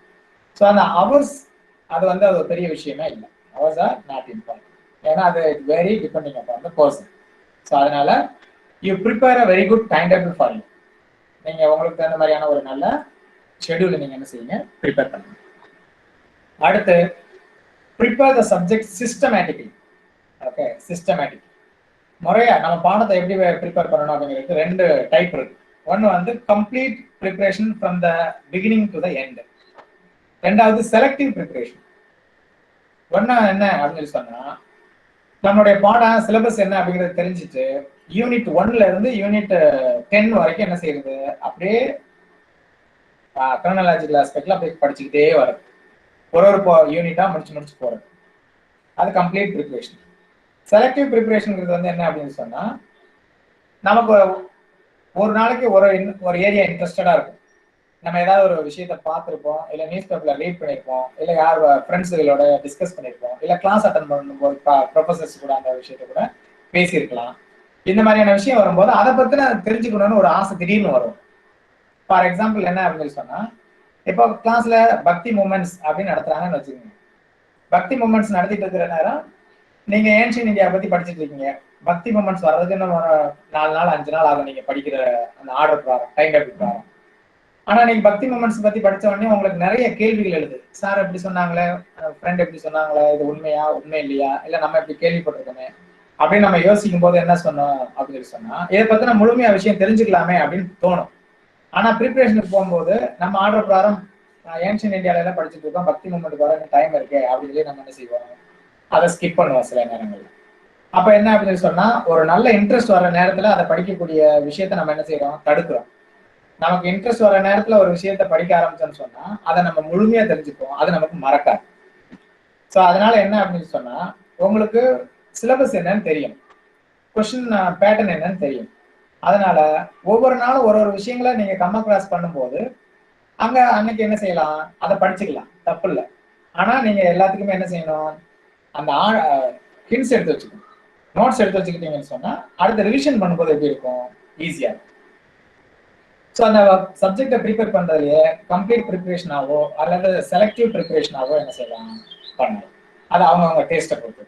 சரியா? Discuss a concept with your group consisting of not more than 3 members. Okay, நீங்க போட்டி தேர்வு அப்படின்னு சொல்லி எடுத்துக்கிட்டோம்னாலே நிச்சயமா வந்து என்ன அப்படின்னு சொன்னா, ஒரு 75% குரூப் ஸ்டடி ஹெல்ப் பண்ணும், 25% தான் இண்டிவிஜுவல் ஸ்டடி ஹெல்ப் பண்ணும். ஓகே, நான் இண்டிவிஜுவலாவே ப்ரிப்பேர் பண்றேன், யாரோடையும் டிஸ்கஸ் பண்ண விரும்பலன்னு சொன்னா ஓகே, அந்த மாதிரி மென்டாலிட்டி உள்ளவங்க ஒரு 25% தான். ஆனா மத்தவங்களோட டிஸ்கஸ் பண்ணி படிச்சோம்னு சொன்னா இன்னும் நிறைய கூடுதலான விஷயங்களை தெரிஞ்சு வச்சுக்கலாம். அது மேக்ஸிமம் 75% சக்சஸ் கொடுக்கும்.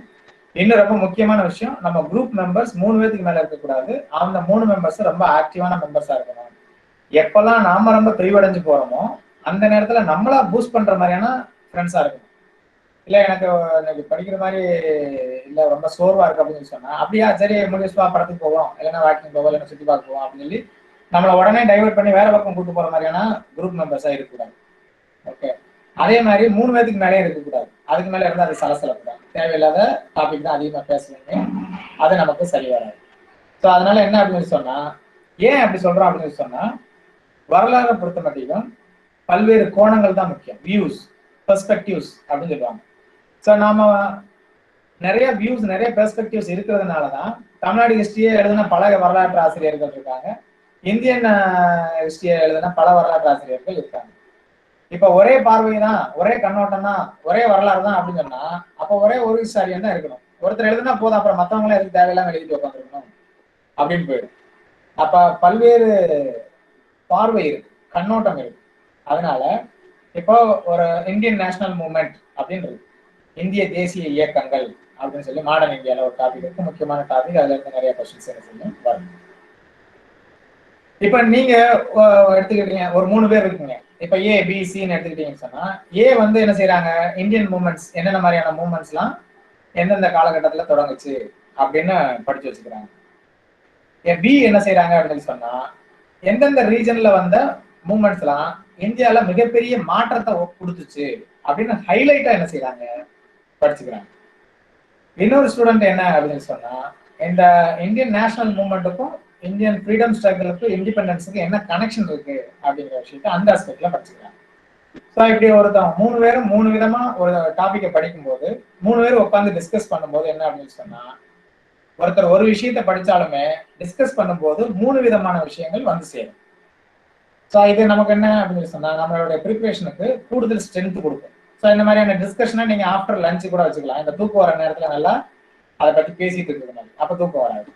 ஸோ இந்த மாதிரியான விஷயங்களை நம்ம என்ன செய்யணும், கருத்தில் எடுத்துக்கணும். அடுத்த make notes and hints for future revision. So எல்லாத்துக்குமே இருக்கக்கூடிய ஒரு கன்ஃபியூஷன் என்ன அப்படின்னு சொன்னா, நான் நிறைய படிக்கிறேன் ஆனா எக்ஸாம் டயத்துல மறந்து போயிருது அப்படின்னு சொல்லி, இல்லைன்னா எக்ஸாம் காலில் கொஸ்டின் பேப்பர் வாங்கி பார்த்த உடனே அதுல 2 இது ராங்கன்னு தெரியுது சார், 2 ஆப்ஷன்ல வந்துட்டு இதுவா அதுவான்னு தெரியல அப்படின்னு நமக்கு என்ன செய்யும், கன்ஃபியூஷன் வரும். அப்படின்னா என்ன அர்த்தம்னு சொன்னா, நம்ம நிறைய படிச்சுட்டோம், எக்ஸாமுக்கு ஒரு 10 டேஸ்க்கு முன்னாடி அதை ரிவிஷன் பண்ண விட்டுட்டோம் அப்படின்னு அர்த்தம், ரிவிஷன் பண்ணாம விட்டுட்டோம்னு அர்த்தம். ஸோ நமக்கு அந்த நோட்ஸ் ஹிண்ட்ஸ் எடுத்து வச்சுட்டு கரெக்டா எக்ஸாமுக்கு முன்னாடி 10 டேஸ்க்கு முன்னாடி கம்ப்ளீட்டா நம்ம என்னென்னலாம் படிச்சோமோ அதை ஜஸ்ட் ஒரு பார்வை என்ன செய்யணும், பார்க்கணும். அப்படின்னா தான் நம்மளுடைய மைண்டுக்கு என்ன செய்யும், எல்லா தாட்ஸ் வந்துடும், கொஸ்டின் பேப்பரை பார்க்கும்போது கன்ஃபியூஷன் வராது. ஸோ அதனால என்ன அப்படின்னு சொன்னா, இந்த நோட்ஸ் எடுக்கக்கூடிய ஹேபிட் ரொம்ப ரொம்ப முக்கியமானது. அதை அண்டர்லைன் பண்ணி வச்சுக்கிறது, நான் தனியா ஒரு நோட் போட்டு அதில் ஹிண்ட் மாதிரி எடுத்து வச்சுக்கிறேன். மறுபடியும் நோட் எடுத்து புக்ல இருக்க லைனை அப்படியே எழுதக்கூடாது. புக்ல இருக்க லைனை பூரா அப்படியே எழுதி வைக்கிறதுக்கு பேரு நோட்ஸ் கிடையாது.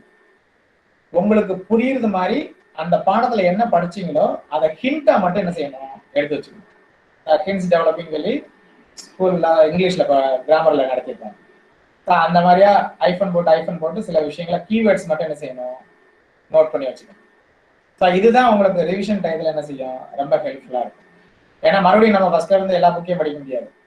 அந்த நோட்ஸ் எடுத்ததை மட்டும் ஒரு கிளான்ஸ் ஒரு 1 வீக்ல 10 டேஸ்ல பார்த்து முடிச்சிட்டோம்னு சொன்னா ஒரு கம்ப்ளீட் சாட்டிஸ்ஃபேக்ஷன் இருக்கும். எஸ், நம்ம ஓரளவுக்கு எல்லாத்தையும் பார்த்துட்டோம், இது மூலமா நமக்கு இந்த எக்ஸாம்ல வரக்கூடிய கொஸ்டின்ஸை ஃபேஸ் பண்ண முடியும் அப்படின்னு ஒரு கான்ஃபிடன்ஸ் கிடைக்கும். சரியா? ஸோ அதற்கு வந்து நோட்ஸ் எடுக்கிறது, ஹிண்ட்ஸ் எடுக்கிறது ரொம்ப ரொம்ப முக்கியம். அடுத்து ரொம்ப முக்கியமான விஷயம், அந்த லாஸ்ட் எக்ஸாமுக்கு 10 டேஸ் முன்னாடி ரிவிஷன் பண்றது எந்த அளவுக்கு முக்கியமோ, அந்த ரிவிஷன் பண்ண என்ன செய்யணும்னா, டெய்லி ஒரு டெஸ்ட் அட்டன் பண்ணணும், மாடல் டெஸ்ட். அதுல இந்த நிறைய கலெக்டட் வால்யூம்ஸ் எல்லாம் நிறைய விற்கும். அந்த புக்ஸ்ல இருந்து ஒன்று வாங்கி வச்சுக்கிட்டீங்கன்னு சொன்னா அதுல நிறைய மாடல் கொஸ்டின் பேப்பர்ஸ் கொடுத்துருப்பாங்க. அந்த மாடல் கொஸ்டின் பேப்பர்ஸை நீங்க அப்பப்ப நீங்க ஏற்கனவே 10 இயர்ஸ் கொஸ்டின் பேப்பர் வேற ப்ரிப்பேர் பண்ணி வச்சிருக்கீங்க, அதுல இருந்து கூட ஒரு நாள் ஒரு கொஸ்டின் என்ன செய்யலாம், அட்டன் பண்ணி பார்க்கலாம். முதல் நாள் வந்து எவ்வளவு ஆன்சர் பண்ண முடியுது, அடுத்து எவ்வளவு ஆன்சர் பண்ண முடியுது, அடுத்து எவ்வளவு ஆன்சர் பண்ண முடியுது அப்படின்னு சொல்லி என்ன செய்யலாம், அப்பப்ப நீங்க உங்களை டெஸ்ட் பண்ணிட்டே இருக்கலாம். இது எக்ஸாமுக்கு 10 நாளைக்கு முன்னாடி தான் பண்ணணும்னு அவசியம் இல்லை. ஒரு வாரம் கூட நீங்க என்ன செய்யலாம், டெஸ்ட் எழுதிட்டே இருக்கலாம். நீங்க படிச்ச போர்ஷன்ல இருந்து ஒரு சின்ன டெஸ்ட் கொஸ்டின்ஸ் ப்ரிப்பேர் பண்ணி நீங்க என்ன செய்யலாம், அட்டன் பண்ணி பார்த்துக்கலாம். ஸோ அந்த மாதிரி டெஸ்ட் ரொம்ப ரொம்ப முக்கியம். ஏன் அப்படின்னு சொன்னா, நம்ம நிறைய படிப்போம், நிறைய விஷயத்த டிஸ்கஸ் பண்ணுவோம், மைண்ட்ல நிறைய இருக்கும். ஆனா இதெல்லாம் கேள்விகளை வரும்போது நம்மளால அந்த குறிப்பிட்ட டயத்துக்குள்ள ஆன்சர் பண்ண முடியுதா அப்படிங்கிறதுதான் நமக்கு ரொம்ப முக்கியமான விஷயம். ஏன்னா பேப்பர் 1, 2க்கும் 1.25 மணி நேரம் தான். அந்த 1.25 மணி நேரத்துல நம்ம 50 கேள்விக்கு அட்டன் பண்ண கொஸ்டின் ஆன்சர் பண்ணணும் அப்படின்னு சொன்னா, கேள்விகளை நம்மளால முதல்ல புரிஞ்சுக்க முடியுதா அப்படிங்கிறதுக்கு டைம் எடுக்கும். புரிஞ்சதுக்கு அப்புறமேட்டு அதுல இருக்கக்கூடிய ஆப்ஷன் நம்ம என்ன செய்யணும், கரெக்டா சூஸ் பண்ணணும். இந்த மாதிரியான விஷயங்களுக்குலாம் நம்ம இதெல்லாம் ஈஸி ஆகணும் அப்படின்னு சொல்லி சொன்னா, நம்ம மாடல் டெஸ்ட் அந்த கொஸ்டின் பேப்பர்ஸை அட்டன் பண்ணியிருந்தா அப்படின்னு சொல்லி சொன்னா நமக்கு இந்த ப்ராசஸ் எல்லாம் ரொம்ப எப்படி இருக்கும், ஈஸியா இருக்கும். ஸோ நெக்ஸ்ட் என்ன அப்படின்னு சொன்னா, ஒரு டெஸ்ட்டுக்கு இன்னொரு டெஸ்ட்டுக்கு நம்ம எந்த அளவுக்கு இம்ப்ரூவ் ஆயிருக்கோம் அப்படிங்கிறத பார்க்கணும். ஸோ நம்மள்கிட்ட ஒரு டெவலப்மெண்ட் இருக்கா இல்லையா அப்படிங்கிறத டெஸ்ட் பண்ணணும். அது ரொம்ப முக்கியம். ஒரே லெவலில் போச்சுன்னா நம்மளுடைய ப்ரிப்பரேஷன் ஸ்டைலை மாற்றணும், இன்னும் நம்ம என்ன செய்யணும், கான்சன்ட்ரேட் பண்ணணும் அப்படின்னு அர்த்தம். அடுத்து ஒருவேளை நம்ம இதில் நிறைய தேவையில்லாத விஷயத்துக்கு அதிகமாக டைம் ஸ்பெண்ட் பண்ணுறோம், முக்கியமாக படிக்க வேண்டிய விஷயத்துக்கு அதிகமாக டைம் ஸ்பெண்ட் பண்ணுறது இல்லை அப்படின்னு அந்த டெஸ்ட் எழுதி முடிச்சதுக்கு அப்புறம் வாங்குற மார்க் வந்து தெரிஞ்சிடும் மாடல் டெஸ்ட் அட்டன் பண்ணும்போது. ஸோ அந்த மிஸ்டேக் எல்லாத்தையும் என்ன செய்யணும், எரர்ஸ் எல்லாம் ரெக்டிஃபை பண்ணிட்டு அடுத்து you can refresh your preparation. So அவங்களோட ப்ரிப்பரேஷன் என்ன செய்யணும், நல்லா ரெஃப்ரெஷ் பண்ணி அடுத்த லெவலுக்கு கொண்டு போகணும். ஓகே. ஸோ மென்டலாக ப்ரிப்பேர் ஆகுறதுல இருந்து எக்ஸாம் பற்றி புரிஞ்சுக்கிறது, சிலபஸ் பாடத்திட்டத்தை கலெக்ட் பண்ணுறது, கொஸ்டின் பேப்பர்ஸை கலெக்ட் பண்ணி அனலைஸ் பண்ணுறது, அதை பற்றின தெளிவான புரிதலோட எந்தெந்த பாடத்துக்கு எவ்வளோ நேரம் ஒதுக்கலாம், எதை படிக்கலாம் அப்படின்னு மைண்டை ப்ரிப்பேர் பண்ணுறது. ஸோ ஃப்ரெண்ட்ஸோட டிஸ்கஸ் பண்றது, நோட்ஸ் எடுக்கிறது, மாடல் டெஸ்ட் அட்டன் பண்றது இப்படிங்கிற விஷயத்த நம்ம என்ன செய்யணும், சிஸ்டமேட்டிக்கா, அதாவது முறையா படிப்படியா செய்ய ஆரம்பிக்கும். இதுக்கு நல்ல புரிதல் இருக்கும். சரியா? இது உங்களுக்கு முதல்ல சொல்ல வேண்டிய தகவல். இப்போ நெக்ஸ்ட் ஸ்லைடு தெரியுதா? தெரியல சார். தெரியல சார். ஒரு நிமிஷம். தெரியலைங்க சார். இப்ப பார்க்க முடியுது சார். இப்ப தெரியுதா செகண்ட் ஸ்லைடு? தெரியுது சார். ஓகே. நெக்ஸ்ட் இப்போ நம்ம என்ன செய்யறோம் அப்படின்னு சொன்னா, எக்ஸாம் பத்தின ஒரு தெளிவான அண்டர்ஸ்டாண்டிங்கோட இப்பதான் நம்ம என்ன செய்ய போறோம், புக் எடுத்து ப்ரிப்பேர் பண்றது எப்படி அப்படிங்கிற அதுக்கு போறோம். ஸோ அதுக்கு முன்னாடி நம்ம தெரிஞ்சுக்க வேண்டிய விஷயங்கள் என்ன அப்படிங்கிறத இந்த ஸ்லைட்ல பார்ப்போம். பொதுவா ஹிஸ்டரியை எந்த அஸ்பெக்ட்ல படிக்கணும் அப்படின்னு சொன்னா, பொலிட்டிக்கல் ஹிஸ்டரி தனியா, சோசியல் ஹிஸ்டரி தனியா, கல்ச்சுரல் ஹிஸ்டரி தனியா, இந்த அஸ்பெக்ட்ல நம்ம என்ன செய்யணும், பிரிச்சு புரிஞ்சு வச்சுக்கணும். ஏன் அப்படின்னு சொன்னா, கேள்விகள் முன்னதான் வந்து இந்தியன் ஹிஸ்டரி, தமிழ்நாடு ஹிஸ்டரினால பொலிட்டிக்கல் ஹிஸ்டரி தான்.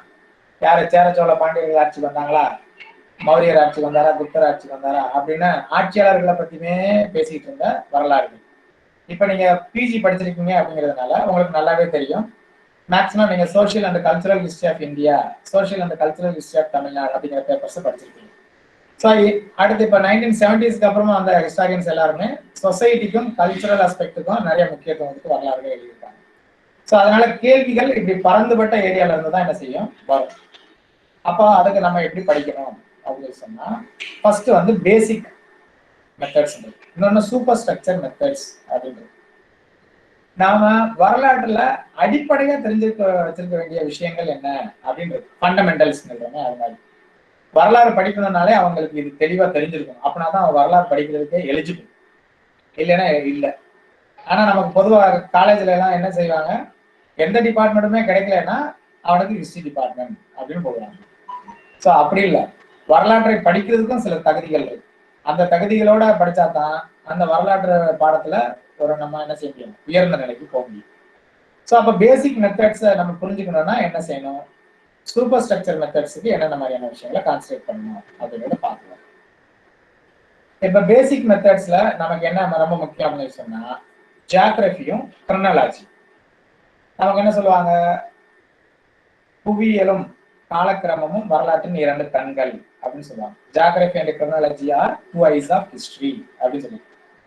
ஸோ வரலாறு படிக்கிறதுக்கு முன்னாடி நமக்கு இந்த புவியியல் அமைப்பு தெரியும். இந்த நம்ம தமிழ் நிலம் இருக்கு, இது எப்படிப்பட்ட அமைப்பு, இதனுடைய சிறப்பு கூறுகள் என்ன அப்படின்னு தெரியும். இந்தியா எப்படிப்பட்ட புவியியல் அமைப்புல இருக்கு, அதே மாதிரி உலகம் எப்படி இருக்கு அப்படிங்கிற ஒரு புரிதல் இருக்கு. ஸோ ஜியாகிரபிக்கல் அஸ்பெக்ட்ல ஜியாகிரபிக்கல் ஃபீச்சர்ஸ் அல்லது பிசிக்கல் ஃபீச்சர்ஸ் அப்படின்னு சொல்றாங்க. இங்க இருக்கக்கூடிய மலைகள் என்ன, ஸ்கிரீன் தெரியலையா? எஸ் தெரியல சார். இல்ல சார் வணக்கம் சார். தெரியுதுங்க சார், சார். அவங்க இல்ல ஒரு நிமிஷம் இருங்க. அந்த 99 அதர்ஸ்னு ஒன்று இருக்கு பாத்தீங்களா, அதை கிளிக் பண்ணிட்டு டாக்டர் எஸ் மணிகண்டன் இருக்கு பாருங்க மேடம், அதுல ரெண்டாவதா இருக்கிறத போய் பின் பண்ணுங்க, வந்துடும் மேடம். தேங்க்யூ. நன்றி சார். ஓகே, இப்ப ஸ்கிரீன் தெரியுதுங்களா? தெரியுது சார், பார்க்க முடியுது. ஓகே. இப்போ என்ன அப்படின்னா, நமக்கு ஜியாகிரபி பத்தி ஒரு அடிப்படை, நம்ம எல்லாருமே எக்ஸ்பர்ட்டா இருக்கணும்னு அவசியம் இல்லை, பட் அடிப்படை நமக்கு தெரிஞ்சிருக்கணும் அப்படிங்கிறது தான் முக்கியம். இப்போ எந்த காம்படிட்டிவ் எக்ஸாமினேஷன் எடுத்துக்கிட்டோம்னாலும் நமக்கு அடிப்படை அறிவு இருக்கான்னு தான் நினைப்பாங்க. ஆனா நமக்கு கூட இருக்கிறவங்க, இந்த மற்ற ஆட்கள் தான் என்ன செய்வாங்கன்னா, ஓவரா பில்டப் பண்ணி நம்மளை கன்ஃபியூஸ் பண்ணி வைப்பாங்க. ஐயோ அந்த எக்ஸாமா, அதுக்கு நீங்க அப்படி படிக்கணும், இப்படி படிக்கணும், இது செய்யணும், இந்த புக்கு படிக்கணும், அந்த புக்கு படிக்கணும்னு சொல்லி என்ன செய்வாங்க, ஓவரா பில்டப் பண்ணி வைப்பாங்க.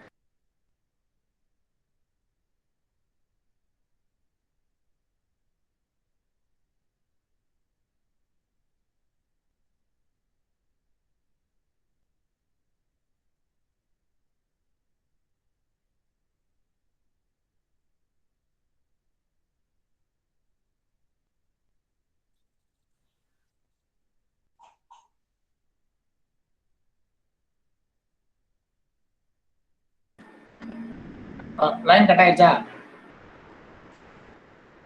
சரி, இப்போ ஓகேங்க ஆமா சார். சார்.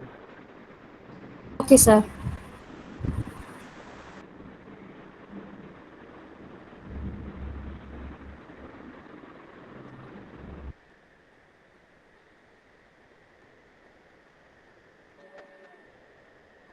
கேக்குது சார்.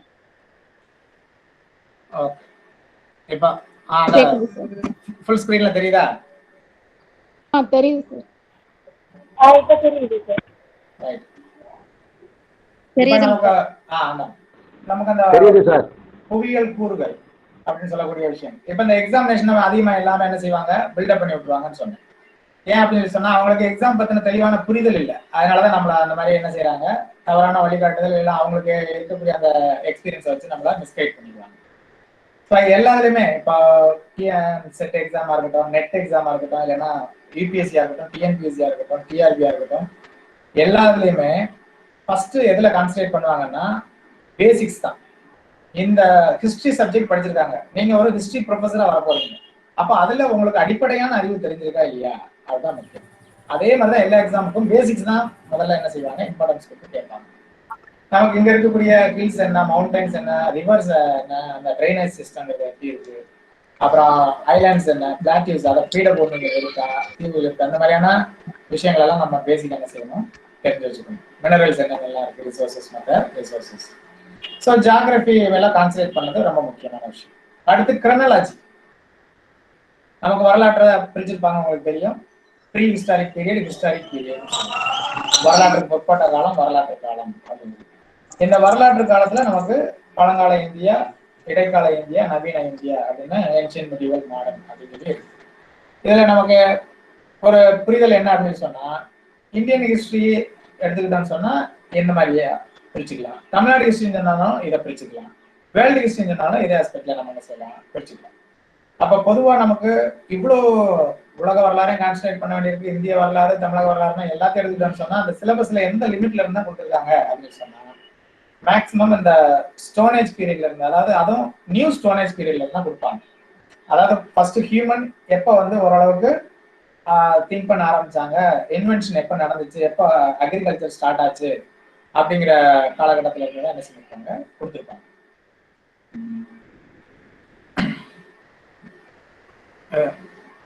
பவர் பாயிண்ட் தெரியுதா? இப்ப பிளிங்க் சவுண்ட் கேட்டுச்சு, கட் ஆயிடுச்சா இல்லையா தெரியல. பார்க்க முடியுது சார். தெரியுது சார். பார்க்க முடியுது சார். ஓகே. அடுத்து என்ன அப்படின்னு சொன்னா, அந்த ஸ்டோனேஜ் டைத்துல இருந்து அப்புறம் இந்தியன் ஹிஸ்டரி எடுத்துக்கிட்டேன்னு சொன்னா இண்டஸ் வேலி சிவிலைசேஷன், அதுக்கப்புறம் வேதிக் ஏஜ், அதுக்கப்புறம் மகஜனபதாஸ் இப்படின்னு என்ன செய்யும், கிரோனாலஜிக்கல் ஆஸ்பெக்ட்ல வரும். ஸோ இது எந்த காலகட்டம் வரைக்கும் நம்ம படிக்கணும் அப்படின்றது. அப்போ 1947 இண்டிபெண்டன்ஸ் வரைக்கும், இல்லை இந்தியன் கான்ஸ்டியூஷன் அடாப்ட் பண்ணமே அந்த காலகட்டம் வரைக்கும், இல்லை 1964 முன்னாடி ஏற்கனவே ஃபிக்ஸ் பண்ணிட்டாங்களே நேருவோட டெத் இயர் வரைக்கும் அப்படின்னு சொன்னால் அந்த சிலபஸை பார்த்து நம்ம என்ன செய்யணும், அது வரைக்கும் ஒரு ஃப்ளோ சார்ட் ரெடி பண்ணிக்கணும். ஃப்ளோ சார்ட் அப்படின்னு சொன்னால் ஏன்ஷியன் இந்தியா அந்த பிகினிங் எதில், எந்த இயரில், ஏன்ஷியன் இந்தியா முடியுது எந்த இயரில். ஃபார் எக்ஸாம்பிள் என்னன்னு சொன்னா 10,000 BC to 712 AD அப்படின்னு சொல்றது, இது ஏன்ஷியன் இந்தியா. 712 AD இருந்து 1707 இது மெடிவல் இந்தியா. 1707 இருந்து 1947 மாடர்ன் இந்தியா. இது வந்து பிராட் டிவிஷன். இதுக்குள்ள என்னென்ன டிவிஷன் இருக்கு, இப்ப மெடிவல் இந்தியா அப்படின்னு எடுத்துக்கிட்டோம்னு சொன்னா அந்த 712 இருந்து 1202 அது வரைக்கும் ஒரு காலகட்டம். இது வந்து provincial kingdoms, period of provincial kingdoms, பிரதான அரசுகள், சிற்றரசுகள் இருந்த காலகட்டங்கள். இந்த 1202 தான் டெல்லி சல்தனேட்டோடைய ரூல், அடிமை வம்சத்தினுடைய ஆட்சி ஆரம்பிக்குது. அப்ப 1202 இருந்து 1526, அதாவது பேட்டில் ஆஃப் பானிபட், முதல் பானிபட் போர்னு சொல்லுவோம், முகலாயர்கள் என்ட்ரி ஆகுது. இந்த காலகட்டம் வரைக்கும் டெல்லி சுல்தானியர்கள் காலகட்டம். அப்புறம் 1526 இருந்து 1707 வரைக்கும் இது முகல்ஸ் பீரியட். இப்போ முதல்ல மெடிவல் இந்தியான்னு ஒரு டிவிஷன் இருந்துச்சு, அதுக்குள்ள நம்ம 3 டிவிஷன் பார்த்துருக்கோம். இந்த 3 டிவிஷனுக்குள்ள பார்த்தோம் அப்படின்னு சொன்னா ஒன்னு பிரியும். இப்போ ஃபர்ஸ்ட் பார்த்துருக்க 712 இருந்து 1202 வரைக்கும் அதுல சப்செக்ஷன்ஸ் நிறைய போகும். இப்போ உதாரணத்துக்கு 1202 இருந்து 1526 டெல்லி சல்தானேட் பீரியட்னு சொன்னா அது slave dynasty, Khalji dynasty, Tughlaq dynasty, Sayyid dynasty, Lodi dynasty அப்படின்னு 5 வம்சங்கள் இருக்கு. இந்த 5 வம்சங்கள் ஆட்சி செஞ்ச காலகட்டம். இதனுடைய புரிதல் வேணும். எந்த டைனாஸ்டி எந்த வருஷம் வரைக்கும் ஆட்சி செஞ்சாங்க, எது வரைக்கும் ஆட்சி செஞ்சாங்க அப்படின்னு சொல்லி. இதுதான் வந்து நீங்க காலக்கோடெல்லாம் வரைஞ்சு என்ன செஞ்சிருப்பீங்க, பார்த்துருப்பீங்க, உங்களுக்கு தெரியும், ஃபெமிலியர். கிரிமினாலஜி ஆஸ்பெக்ட்ல இதனுடைய புரிதல் நமக்கு இருக்கும். அதுதான் ரொம்ப முக்கியம், பேசிக் அண்டர்ஸ்டாண்டிங். ஏன் இது தேவை அப்படின்னு சொன்னா, ஒரு கொஸ்டின் வந்து ஜியோகிராஃபியை பேஸ் பண்ணி வருதுன்னு சொன்னா, எது வந்து இந்தியா அப்படின்னு எடுத்துக்கிட்டோம்னு சொன்னா, இந்தியா இஸ் அ பெனின்சுலர் கண்ட்ரின்னு சொல்லுவாங்க. பெனின்சுலர் இந்தியாங்கிறதே தனி. எது அப்படின்னு சொன்னா, சென்ட்ரல் இந்தியாவும் சவுத் இந்தியாவும் இருக்கு, இது மட்டும்தான் பெனின்சுலர் இந்தியா அப்படின்னு சொல்லுவாங்க. என்டையர் இந்தியா வந்து பெனின்சுலரா இருந்தாலும் இதைத்தான் ரொம்ப ஃபோக்கஸ் பண்ணி சொல்லுவாங்க. அதற்கு அப்பாற்பட்டு இந்த பிளாட்டியூ ரீஜன் அப்படின்னு சொல்லுவாங்க, பீடபூமி பகுதி அப்படின்னு சொல்லி. பீடபூமி பகுதி எந்த பகுதியில தான் இருந்துச்சு அப்படின்னு சொன்னா, இந்த சென்ட்ரல் இந்தியா கீழே இருக்கக்கூடிய சவுத் இந்தியால தான். இதான் இந்த டெக்கான் ரீஜன், தக்கான பீடபூமி பகுதி அப்படின்னு சொல்லுவாங்க. ஸோ அப்போ இது தொடர்பா கேள்விகள் வரும்போது நமக்கு ஈஸியா இருக்கும், ஏன்னா நார்த் இந்தியா பத்தி நம்ம யோசிக்கவே வேண்டியதில்லை. அதே மாதிரி கிரிமினாலஜிக்கல் ஆஸ்பெக்ட்ல கொஸ்டின்ஸ் வரும், யாருக்கு அப்புறம் யார் ஆட்சிக்கு வந்தாங்க அப்படின்னு சொல்லிட்டு. இத 4 சென்டென்ஸ் கொடுத்துட்டு இவங்களை வந்து காலக்கிரம பிரகாரம் வரிசைப்படுத்துங்க அப்படின்னு சொல்லிட்டு. இப்ப குத்புதீன் ஐபக் ஆட்சிக்கு வந்தது, அதுக்கப்புறமா அலாவுதீன் கல்ஜி மார்க்கெட் சிஸ்டத்தை இன்ட்ரடியூஸ் பண்ணது அப்படின்னு சொல்லி இந்த டெல்லி சல்தனேட் ரூலர்ஸை பத்தி ஒரு காலகட்டத்துல ஒரு வம்சத்துல இருந்து வந்த ஒரு முக்கியமான அரசரை வந்து அவங்க என்ன செஞ்சாங்களோ அது பிரகாரம் 5 சென்டென்ஸ் கொடுத்துருப்பாங்க. இதை நீங்க வந்து என்ன செய்யுங்க, காலக்கிரம பிரகாரம் வரிசைப்படுத்துங்கன்னு சொல்லுவாங்க. அப்ப நமக்கு இந்த கிரிமினாலஜியை பத்தி பேசிக்கான ஐடியா தெரியலன்னு சொன்னா நமக்கு அங்க என்ன செய்ய முடியாது, வருஷப்படுத்த முடியாது. ஸோ இந்த மாதிரி டைனாஸ்டி பத்தி வருஷப்படுத்த சொன்னா கூட நம்ம ஓரளவுக்கு ஈஸியா வருஷப்படுத்தலாம். ஆனா பர்டிகுலரா இப்ப சோலாஸ் எடுத்து இந்தந்த சோலாஸ் மன்னர், அந்த சோலாஸ் ரூலர்ஸ் இருக்காங்களே, இவங்க எந்தெந்த திட்டம் கொண்டு வந்தவங்கள பிரகாரம் இதை வருஷப்படுத்துங்க அப்படின்னு.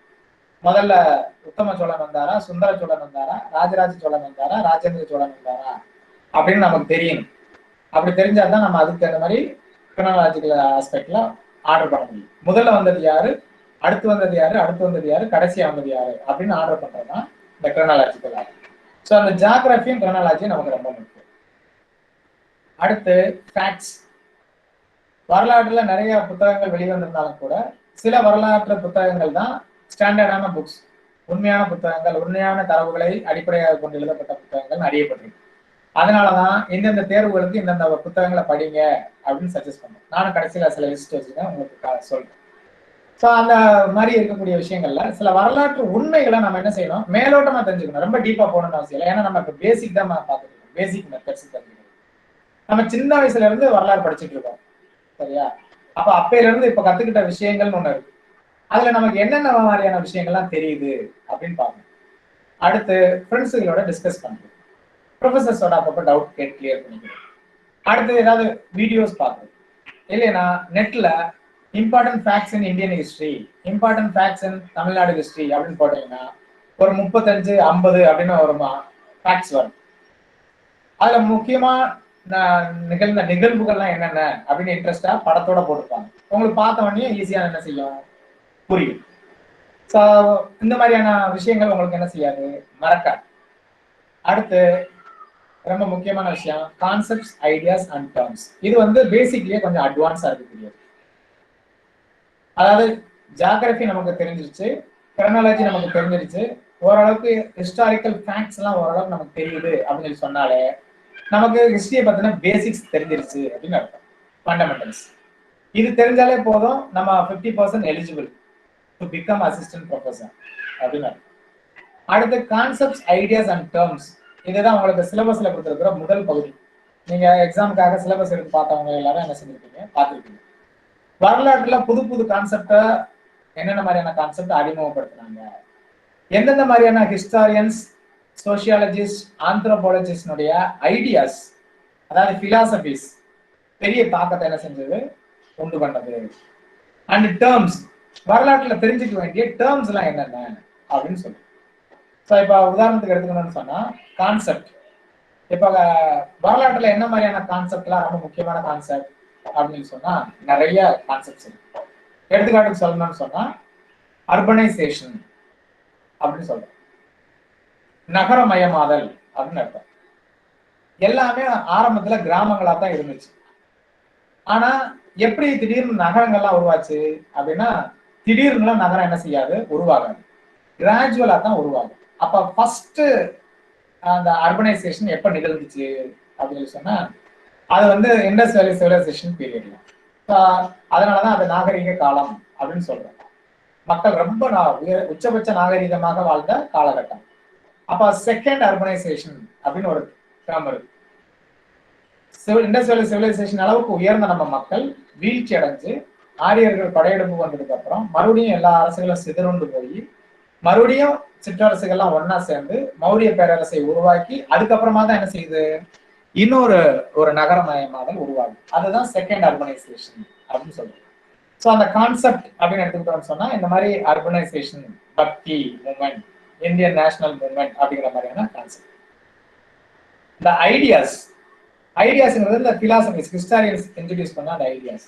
ஃபார் எக்ஸாம்பிள் வந்து என்ன அப்படின்னா இந்த மார்க்சிசம், மார்க்சிஸ்ட் ஐடியாலஜி அப்படின்னு சொல்றோம். மார்க்சிஸ்ட் ஹிஸ்டோரியோகிராஃபி அப்படின்னு சொல்றோமே இது. அப்ப மார்க்ஸோட அந்த ஐடியாவை அடாப்ட் பண்ணி வரலாற்றை எழுதுவது அல்லது பொருளாதார மாற்றங்களை அல்லது சமுதாயத்தில் ஏற்படக்கூடிய மாற்றங்களை பொருளாதார அடிப்படையில் பார்ப்பது அப்படின்னு. ஸோ அந்த ஹிஸ்டாரியன்ஸ், சோசியாலஜிஸ்ட், ஆந்த்ரோபாலஜிஸ்ட், பிலாசபர்ஸ் இவங்க கொடுத்த அந்த ஐடியாஸை நம்ம என்ன செய்யுது, என்னென்ன மாதிரியான ஐடியாஸ் இந்தியன் ஹிஸ்டரியில இருக்கு, தமிழ் ஹிஸ்டரியில இருக்கு, வேர்ல்டு ஹிஸ்டரியில இருக்கு அப்படிங்கிறத தெரிஞ்சுக்கணும். அடுத்து டேர்ம்ஸ், ஹிஸ்டரியில என்ன மாதிரியான டேர்ம்ஸ் எல்லாம் அதிகமாக யூஸ் பண்ணியிருக்காங்க. For example prehistoric, historic அப்படின்னு மேல பார்த்துருக்கோம். ஸோ இந்த டேர்ம்ஸ் ஏன் யூஸ் பண்றாங்க, இந்த டேர்ம்ஸ் என்ன மீனிங் கொடுக்குது நமக்கு. ப்ரீ ஹிஸ்டாரிக்னா வரலாற்றுக்கு முற்பட்ட காலம் அப்படின்னு தமிழ்ல பேர். அதாவது நமக்கு எழுத்துப்பூர்வமான ஆவணங்கள் கிடைக்காத காலகட்டம் தான் என்னது, ப்ரீ ஹிஸ்டாரிக் பீரியட். அப்ப ஆர்கியாலஜிக்கல் சோர்சஸ் மட்டும்தான் அந்த டைத்துல நமக்கு என்ன இருக்கு, அவைலபிள் இருக்கு. இந்த ஹிஸ்டாரிக் பீரியட்ல நமக்கு எழுதப்பட்ட ஆவணங்கள் கிடைக்குது, அதை நம்மளால படிச்சு உணர முடியுது. இந்த காலகட்டம் தான் என்ன பீரியடு, ஹிஸ்டாரிக். அப்ப டேர்ம்ஸ் யூஸ் பண்றோம், ப்ரீ ஹிஸ்டாரிக், ஹிஸ்டாரிக்.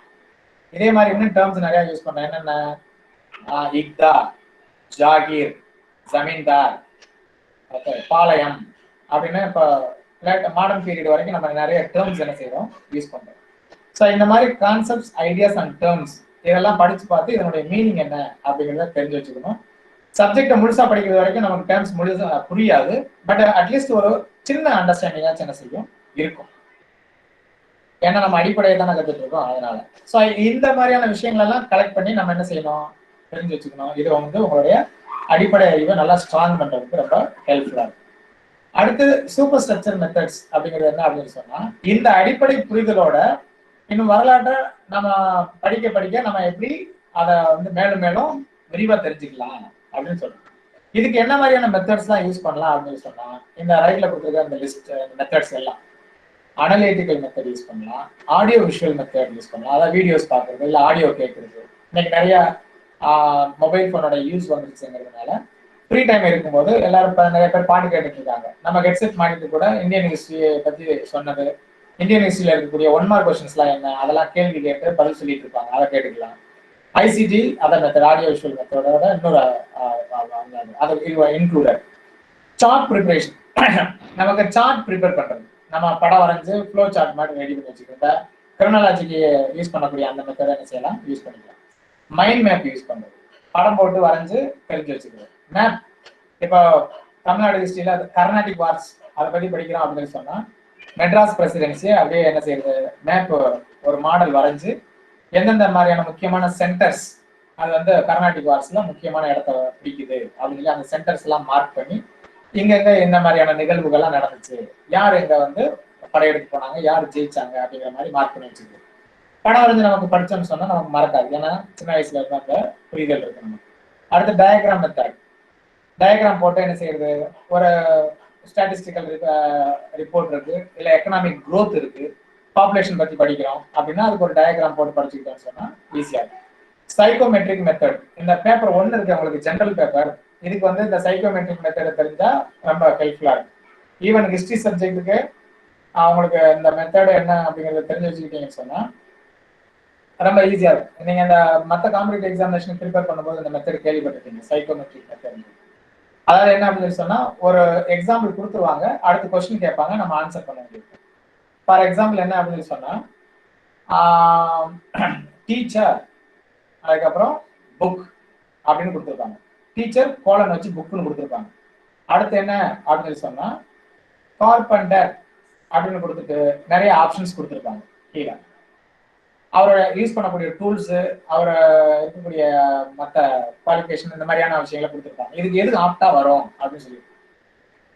இப்ப டீச்சர் புக்னு கொடுத்துருக்காங்கன்னா டீச்சர் எதையோட தொடர்புடையவங்க, புத்தகத்தோட தொடர்புடையவங்க, புத்தகத்தோட அறிவை மாணவர்களுக்கு கொண்டு போய் சேர்க்கிறாங்க அப்படிங்கிறது. அப்ப கார்பெண்டருங்கிறது யாரு? அப்ப அவர் என்ன விஷயத்த என்னவா கொண்டு போய் சேர்க்கிறாரு அப்படிங்கிற மெத்தட்ல என்ன செய்யணும், அந்த ஆன்சர் பண்ண வேண்டியது. ஸோ இது வந்து என்ன அப்படின்னு சொன்னா, அந்த கொஸ்டின் ஆன்சர் பண்றதுக்கு ஒரு சில நேரங்கள் நீங்க கஷ்டப்படுற நேரம், 4 ஆப்ஷன் இருக்கும்.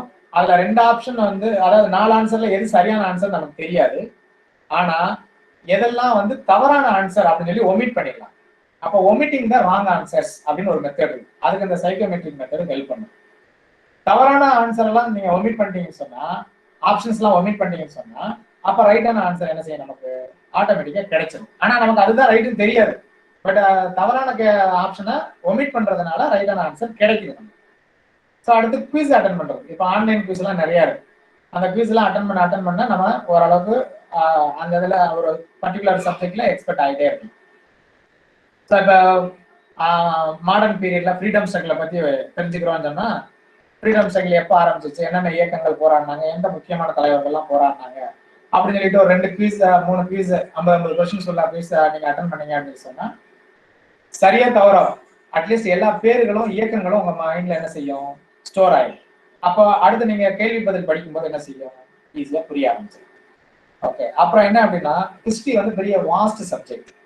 அதனால இவ்வளவு பெரிய சப்ஜெக்டை நிறைய காலங்கள், பொதுவாகவே ஹிஸ்டரி எல்லாரும் வெறுக்கிறதுக்கு காரணமே என்ன அப்படின்னு சொன்னா, நிறைய வருஷங்கள் இருக்கு, நிறைய பேர்கள் இருக்கு, இதுல இத்தனை விஷயத்த யாரு ஞாபகம் வச்சுப்பா அப்படின்னு சொல்லி தான் என்ன செய்வாங்க, அதை வெறுப்பாங்க, இல்லை ஒதுக்குவாங்க, அதை வேணாம்னு சொல்லி முடிவு பண்ணுவாங்க. ஸோ அதுக்கு என்ன செய்யணும், நம்ம எக்ஸாமுக்கு ப்ரிப்பேர் பண்ணும்போது கோட் வேர்டு வச்சுக்கணும். நிறைய பேருக்கு அந்த கோட் வேர்டு வச்சு படிக்கிறது ரொம்ப பிடிக்கும். அந்த கோட் வேர்டு மூலமா என்ன செய்வாங்க, ஈஸியா விஷயத்த ரீகலெக்ட் பண்ணிடுவாங்க. ஸோ நான் ஏற்கனவே சொன்ன மாதிரி டெல்லி சல்தானேட் பீரியட் அப்படின்னு சொன்னா, முதல்ல வந்தது ஸ்லேவ் டைனாஸ்டி, அடுத்து Khalji dynasty, Tughlaq dynasty, Sayyid dynasty, Lodi dynasty. இப்போ ஒவ்வொரு டைனாஸ்டியினுடைய ஃபர்ஸ்ட் லெட்டர்ஸ் எல்லாத்தையும் எடுத்து எழுதி ஒரு பேரை என்ன செய்யணும், ஞாபகம் வச்சுக்கணும். ஸோ அந்த ஃபர்ஸ்ட் ஸ்லேவா எஸ், அடுத்து கல்ஜியா கே, அடுத்து துக்ளக் டி அப்படின்னு சொல்லி ஆர்டர் பிரகாரம் வர எக்ஸாம்பிள் தான் நான் சொல்றேன். ஸோ இந்த ஃபர்ஸ்ட் லெட்டர்லாம் எடுத்து வச்சு ஒரு அக்ரானிம் ரெடி பண்ணி வச்சுட்டீங்கன்னு சொன்னா, இதை மனப்பாடம் பண்ணி வச்சுட்டா நாளைக்கு உங்களுக்கு கிரிமினாலஜி என்ன செய்யாது, மறக்காது. ஸோ இதை வந்து நீங்க வேற எந்தெந்த மாதிரியான போர்ஷன்ஸ்லாம் படிக்கிற போது சில கோட் வேர்ட்ஸ்லாம் யூஸ் பண்ணி நீங்க என்ன செஞ்சுக்கலாம், ஞாபகம் வச்சுக்கலாம். இப்போ ஹிஸ்டரி சப்ஜெக்ட் நீங்க படிப்படியா ஒன்னொன்னா எடுத்து படிக்கிறீங்க.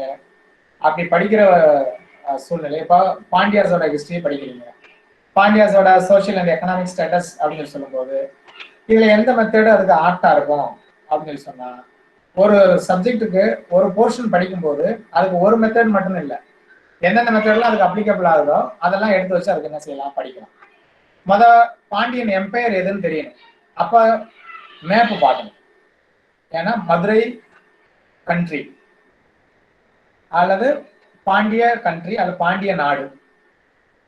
அப்ப பாண்டிய நாடுங்கிறது ஜியோகிராபிக்கலா எது வரைக்கும் பரவி இருந்துச்சு அப்படின்னு தெரியும். எது வரைக்கும் பரவி இருந்துச்சுன்னு தெரியணும்னு சொன்னா நமக்கு மேப் வேணும். அப்ப மேப் மெத்தட் ரொம்ப முக்கியம். அடுத்து பாண்டியாசனுடைய ஃபர்ஸ்ட் ரூலர் யாரு, லாஸ்ட் ரூலர் யாரு அப்படின்னு தெரியும். அப்ப நமக்கு சார்ட் ப்ரிப்பேர் பண்ணணும். அப்படின்னா ஃபர்ஸ்ட் ரூலர்ல இருந்து லாஸ்ட் ரூலர் வரைக்கும் சார்ட் என்ன செஞ்சுக்கலாம், ரெடி பண்ணிக்கலாம். கரெக்டான ஃப்ளோ சார்ட் ரெடி பண்ணிக்கலாம். அதுல பாப்புலர் ரூலர் யாரு, எம்பரர் யாரோ அவங்கள மட்டும் நம்ம ஞாபகம் வச்சுக்கிட்டா போதும். மற்ற எல்லாத்தையுமே ஞாபகம் வச்சுக்கணும்னு அவசியம் இல்லை. எல்லாத்தையும் போட்டு கன்ஃபியூஸ் பண்ண தேவையில்லை. ஃபர்ஸ்ட்ல யாரு ஃபவுண்டர் யாரு, அதுல ஃபேமஸான பர்சனாலிட்டி யாரு, எம்பரர் யாரு, ரூலர் யாரு, அப்புறம் லாஸ்ட் ரூலர் யாரு, இல்ல முக்கியமான திட்டங்கள் அறிமுகப்படுத்தின காலகட்டத்தில் இருந்த அரசர் யாரு. இந்த 4 அஸ்பெக்ட்ல மட்டும் தெரிஞ்சுக்கிட்டா போதும். ஏன்னா ஒரு ரூல் எடுத்துக்கிட்டீங்கன்னு சொன்னா 50 அரசர்கள் இருப்பாங்க. சோழ வம்சம் எடுத்துக்கிட்டான்னு சொன்னா அதுல எல்லாம் கிட்டத்தட்ட என்ன செய்வாங்க, 50 அரசர்கள் 60 அரசர்கள் இருப்பாங்க. எல்லாத்தையும் வருஷ பிரகாரம் எழுதி இயர் பிரகாரம் மனப்பாடம் பண்ணி மாட்டாங்க, அது தேவையில்லாத வேலை. ஓகே, ஸோ இதுதான் செலக்ட் பண்ணி படிக்கணும்னு சொல்லுது. நமக்கு வந்து எந்தெந்த மாதிரியான விஷயங்கள்லாம் முக்கியம். இப்போ கொஸ்டின் பேப்பரை நீங்க ரீட் பண்ணும்போது இந்த ஐடியாஸ் வந்துடும். எதை கேள்வி கேட்குறாங்க, சம்பந்தமே இல்லாம ஒருத்தர் கேள்வி கேட்கிறாங்களா? கேட்க மாட்டாங்க. ஃபவுண்டரா இருக்கணும், இல்லைன்னா யாரால அந்த எம்பையர் டிக்ளைன் ஆச்சோ அதை கேட்கணும். ஃபார் எக்ஸாம்பிள், முகல்ஸை பத்தி கேட்கறாங்கன்னு சொன்னா, who is the founder of Mughal dynasty அப்படின்னா பாபர் கேட்பாங்க.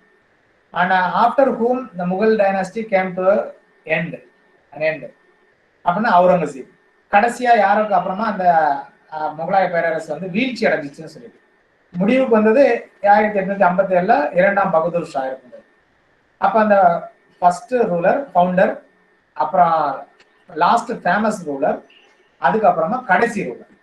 இதுல முகல்ஸ்லயே ரொம்ப பாப்புலர் ரூலர் யாரு அப்படின்னு கேட்டா அக்பர். அப்ப இதை தாண்டி வேற என்னென்ன இருக்கு? தாஜ்மஹால் இருக்கு. தாஜ்மஹால் கட்டினது யாரு? ஷாஜகான். அப்ப அவர் ஒரு முகல் ரூலர். அப்ப அவரை பத்தி நம்ம தெரிஞ்சு வச்சுக்கிறது ரொம்ப முக்கியம். இங்கிலீஷ் ஈஸ்ட் இந்தியா கம்பெனி நம்ம இந்தியால வாணிப உரிமைய அந்த அனுமதி வாங்கினது யார்கிட்ட? ஜஹாங்கீர்கிட்ட. அப்ப ஜஹாங்கீரை பத்தி தெரிஞ்சு வச்சுக்கணும். ஸோ இதெல்லாம் வந்து செலக்டிவா ஒரு சில விஷயங்களை தெரிஞ்சு வச்சுக்கணுங்கிறதுக்காக சொல்றேன். ஏன்னா அவுரங்கசீப்புக்கு அப்புறமேட்டு கிட்டத்தட்ட ஒரு 10 முகலாய பேரரசர்கள் ஆட்சி செஞ்சிருக்காங்க. ஆனா அந்த 10 பேர்த்த நம்ம ஞாபகம் வச்சுக்கணும்னு அவசியம் இல்லை. ஆனா இந்த மாதிரி செலக்டிவா இருக்கக்கூடிய ரூலர்ஸ் நம்ம என்ன செய்யணும்? ஞாபகம் வச்சுக்கணும். ஸோ அதுக்கு ஃபர்ஸ்ட் பாண்டியன் எம்பையர் படிக்கிறதுக்கு நான் சொன்ன மாதிரி மேப் மெத்தட் முக்கியம். சார்ட் ப்ரிப்பரேஷன், பொலிட்டிக்கலா யாரெல்லாம் ஆட்சிக்கு வந்தாங்கன்னு தெரிஞ்சுக்கிறதுக்கு ஒரு சார்ட் ப்ரிப்பரேஷன் முக்கியம். அந்த பொதுவா அந்த ஹிஸ்டரியை பத்தி பரவலான தகவல்கள் என்னென்ன இருக்கு அப்படின்னு தெரிஞ்சுக்கிறதுக்கு ஒரு வீடியோ பார்க்கலாம், ஒரு ஆடியோ பார்க்கலாம். ஆனா நிறைய தவறுகள் இருக்கும் அதுல, ஆடியோ வீடியோல. இந்த யூடியூப்ல எல்லாம் நிறைய வீடியோஸ் இருக்கு, ஆனா அதுல நிறைய தவறுகள்லாம் இருக்கும், மிகைப்படுத்துதல் இருக்கும். அதெல்லாம் நீங்க சரியான புத்தகத்தை படிக்கும் போது என்ன செய்யும்? தெளிவாயிடும். இதெல்லாம் உங்களுக்கு ஒரு சப்போர்ட்டிவ் ஹேண்ட்ஸ் தான், மெட்டீரியல்ஸ் தான், மெத்தட்ஸ் தான். ஸோ இந்த மெத்தட்லாம் படிச்சீங்கன்னு சொன்னா அடிப்படையா இருக்கக்கூடிய உங்களுடைய வரலாற்று அறிவு இன்னும் கொஞ்சம் அதிகபட்சமா உங்களுக்கு தெரியறதுக்கான வாய்ப்புகள் என்ன செய்யும்? அமையும். இது வந்து அடுத்து நீங்க தெரிஞ்சுக்க வேண்டிய விஷயம். இப்ப 3வது ஸ்லைட் தெரியுதா? எஸ் சார், தெரியுது தெரியுது. இப்போ என்ன அப்படின்னு சொன்னா, அப்ப அந்த அடிப்படை அறிவை நம்ம தெரிஞ்சுக்கிறதுக்கும் அதற்கு கூடுதலா நம்ம வரலாற்றை பத்தி நல்லா விவரமா டீட்டெயிலா தெரிஞ்சுக்கிறதுக்கும் என்னென்ன மாதிரியான புத்தகங்கள் நமக்கு முக்கியம்? ஸ்டாண்டர்டான புக்ஸ் என்னென்ன இருக்கு? நம்ம படிக்கிறது வந்துட்டு ஒரு போட்டி தேர்வு. அப்ப நாம நல்லா படிக்கிறது மட்டும் முக்கியம் இல்லை, நல்ல புத்தகங்களை, சரியான புத்தகங்களை படிக்கணும். அதான் ரொம்ப முக்கியம்.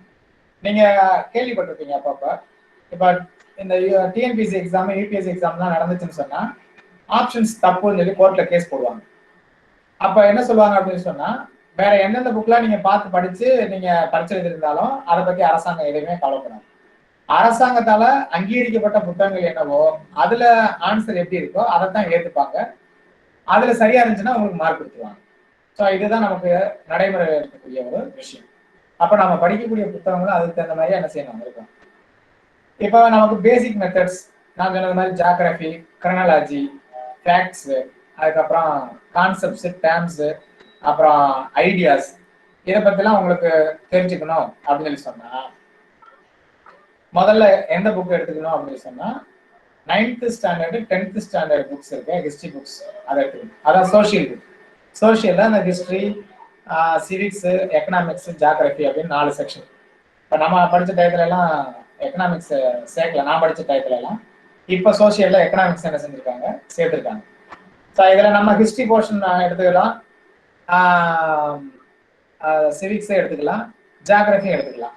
எக்கனாமிக்ஸ் தேவைன்னா என்ன செஞ்சுக்கலாம்? ஒரு புரிதலுக்காக படிக்கணும்னா படிச்சுக்கலாம். பொதுவாக அதனால தான் நான் வந்து அந்த புக்கு ஃபுல்லாகவே 9th 10th அந்த சோசியல் புக், இது சமச்சீர் கல்வி, ஸ்டேட் போர்டு பப்ளிகேஷன்ல இருக்கக்கூடிய அந்த சமச்சீர் கல்வி புக், இதை எடுத்து நம்ம படிக்கணும். இந்த பேசிக்காக அந்த ஃபண்டமெண்டல்ஸ் தெரிஞ்சுக்கிறதுக்காக. நெக்ஸ்ட் என்னன்னு சொன்னா 11th and 12th history books இருக்கு, பப்ளிஷ் பை என்சிஇஆர்டி, இந்த national council for education research and training இருக்கு, சென்ட்ரல் கவர்மெண்ட்ல இருந்து பப்ளிஷ் ஆன இந்த புக். இதுல வந்து ancient India, medieval India, modern India, contemporary India, world history அப்படின்னு புக்ஸ் இருக்கு.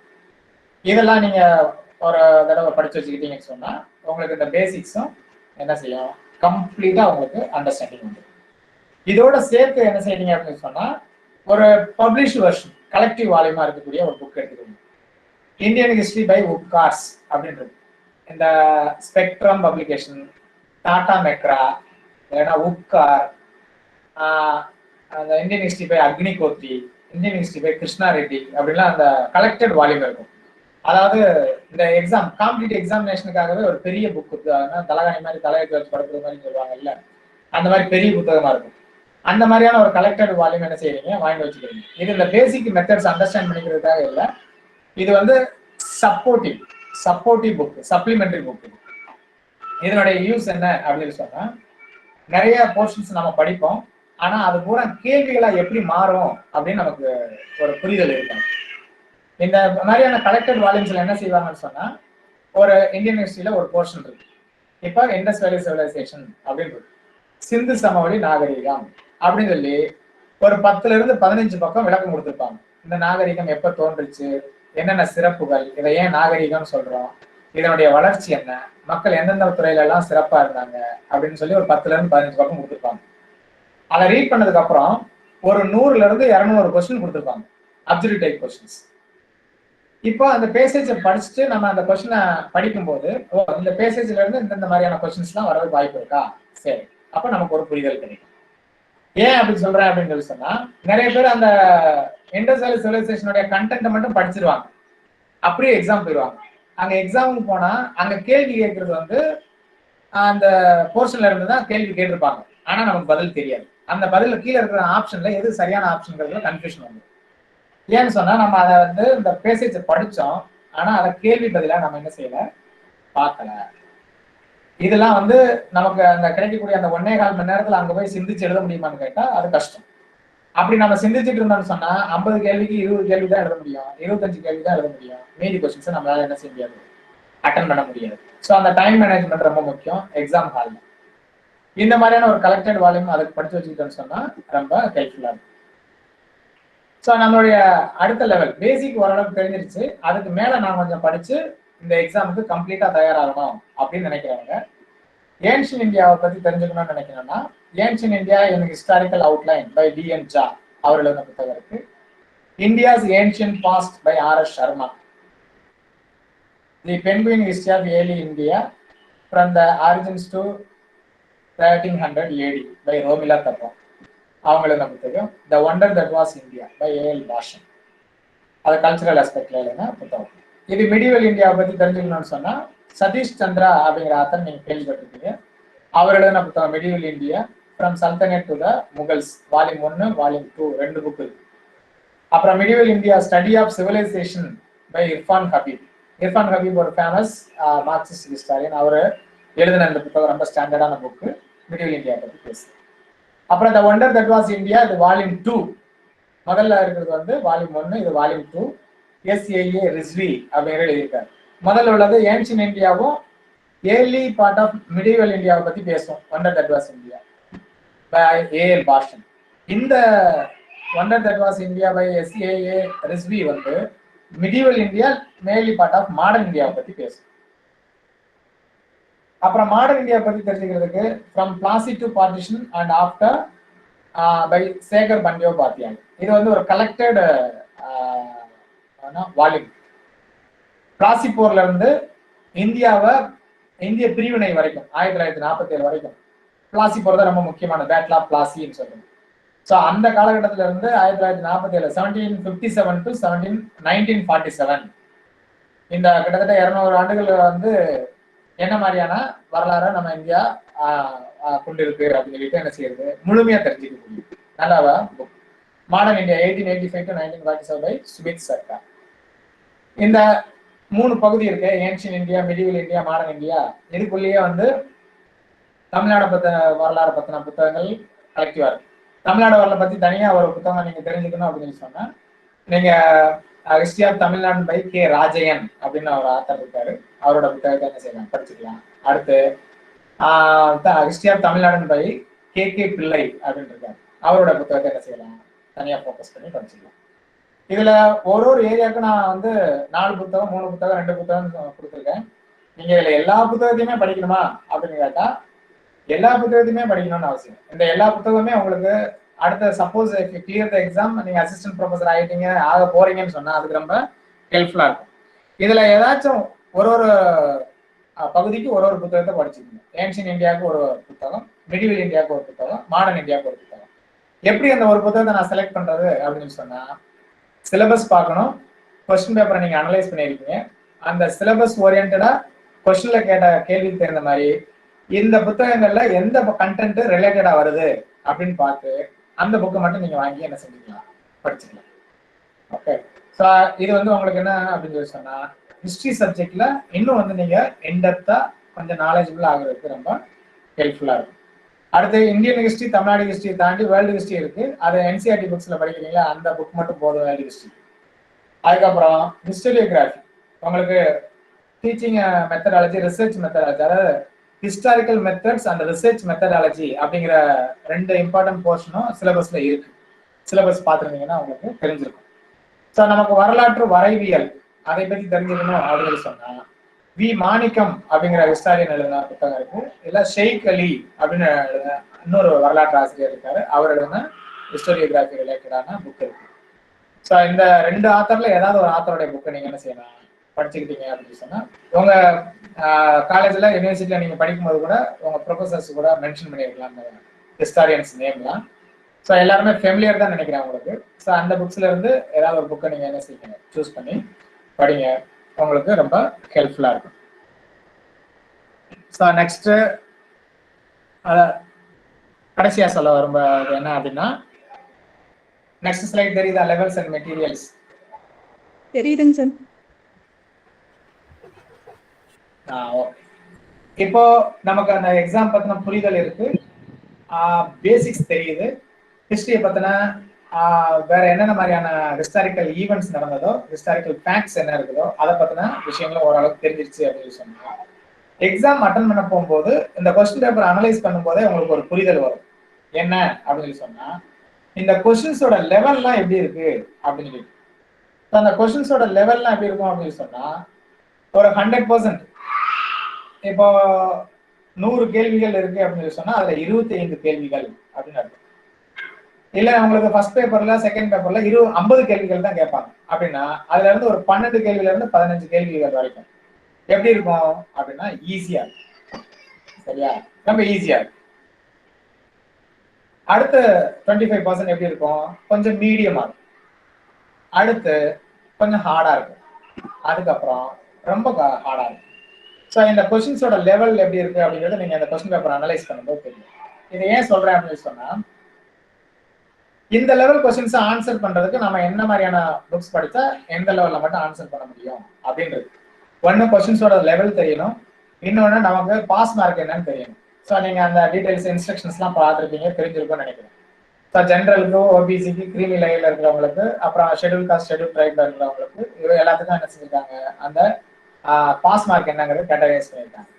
40 மார்க்கு, இன்னொன்று 35 மார்க்கு அப்படின்னு சொல்லி பாஸ் மார்க். இந்த பேப்பர்ல இண்டிவிஜுவலா எடுக்க வேண்டிய பாஸ் மார்க்னு ஒன்று இருக்கு. அப்புறம் எல்லாத்தையுமே அக்ரிகேட் பண்ணும்போது வரக்கூடிய கட் ஆஃப் மார்க்னு ஒன்று இருக்கு. நிறைய பேர் 3 பேப்பர் பாஸ் பண்ணுவாங்க, அக்ரிகேட் வரும்போது அவங்களுக்கு அந்த எலிஜிபிலிட்டி வராது. ஸோ அந்த மாதிரி போயிடும். அதுக்கு ஏன் என்ன காரணம் அப்படின்னு சொன்னா, நீங்க 3லயுமே பாஸ் ஆகிறதுக்கு இந்த மார்க் போதும், ஆனா ஏதாவது ஒரு பேப்பர்லயாச்சும் நீங்க நல்ல மார்க் வாங்கியிருக்கணும் அப்படிங்கிறது தான் அவங்களுடைய எக்ஸ்பெக்டேஷன். ஸோ அதனால ஏதாவது ஒரு பேப்பர்லயாச்சும் நீங்க டேலண்டடா இருக்கும் அப்படின்னா என்ன செஞ்சிடலாம், நிச்சயமா பாஸ் பண்ணிடலாம். இப்போ இந்த ஃபர்ஸ்ட் 25% கொஸ்டின் இருக்கு, அது ரொம்ப ஈஸியா இருக்கும். அதை ஹிஸ்டரி படிக்கிறவங்க மட்டும் இல்லை, ஹிஸ்டரி படிக்காதவங்க கூட ஆன்சர் பண்ணுவாங்க. ஏன்னா 10th வரைக்கும் சோஷியல் படிச்சிருக்காங்க. பொது அறிவு படிக்கிறவங்க, ரெகுலரா நியூஸ் பேப்பர் ரீட் பண்றவங்க, நல்ல வரலாற்று சார்ந்த படங்கள் பாக்குறவங்க, நாடகங்கள் பாக்குறவங்க, இவங்கெல்லாம் என்ன செய்வாங்க, ஆன்சர் பண்ணுவாங்க.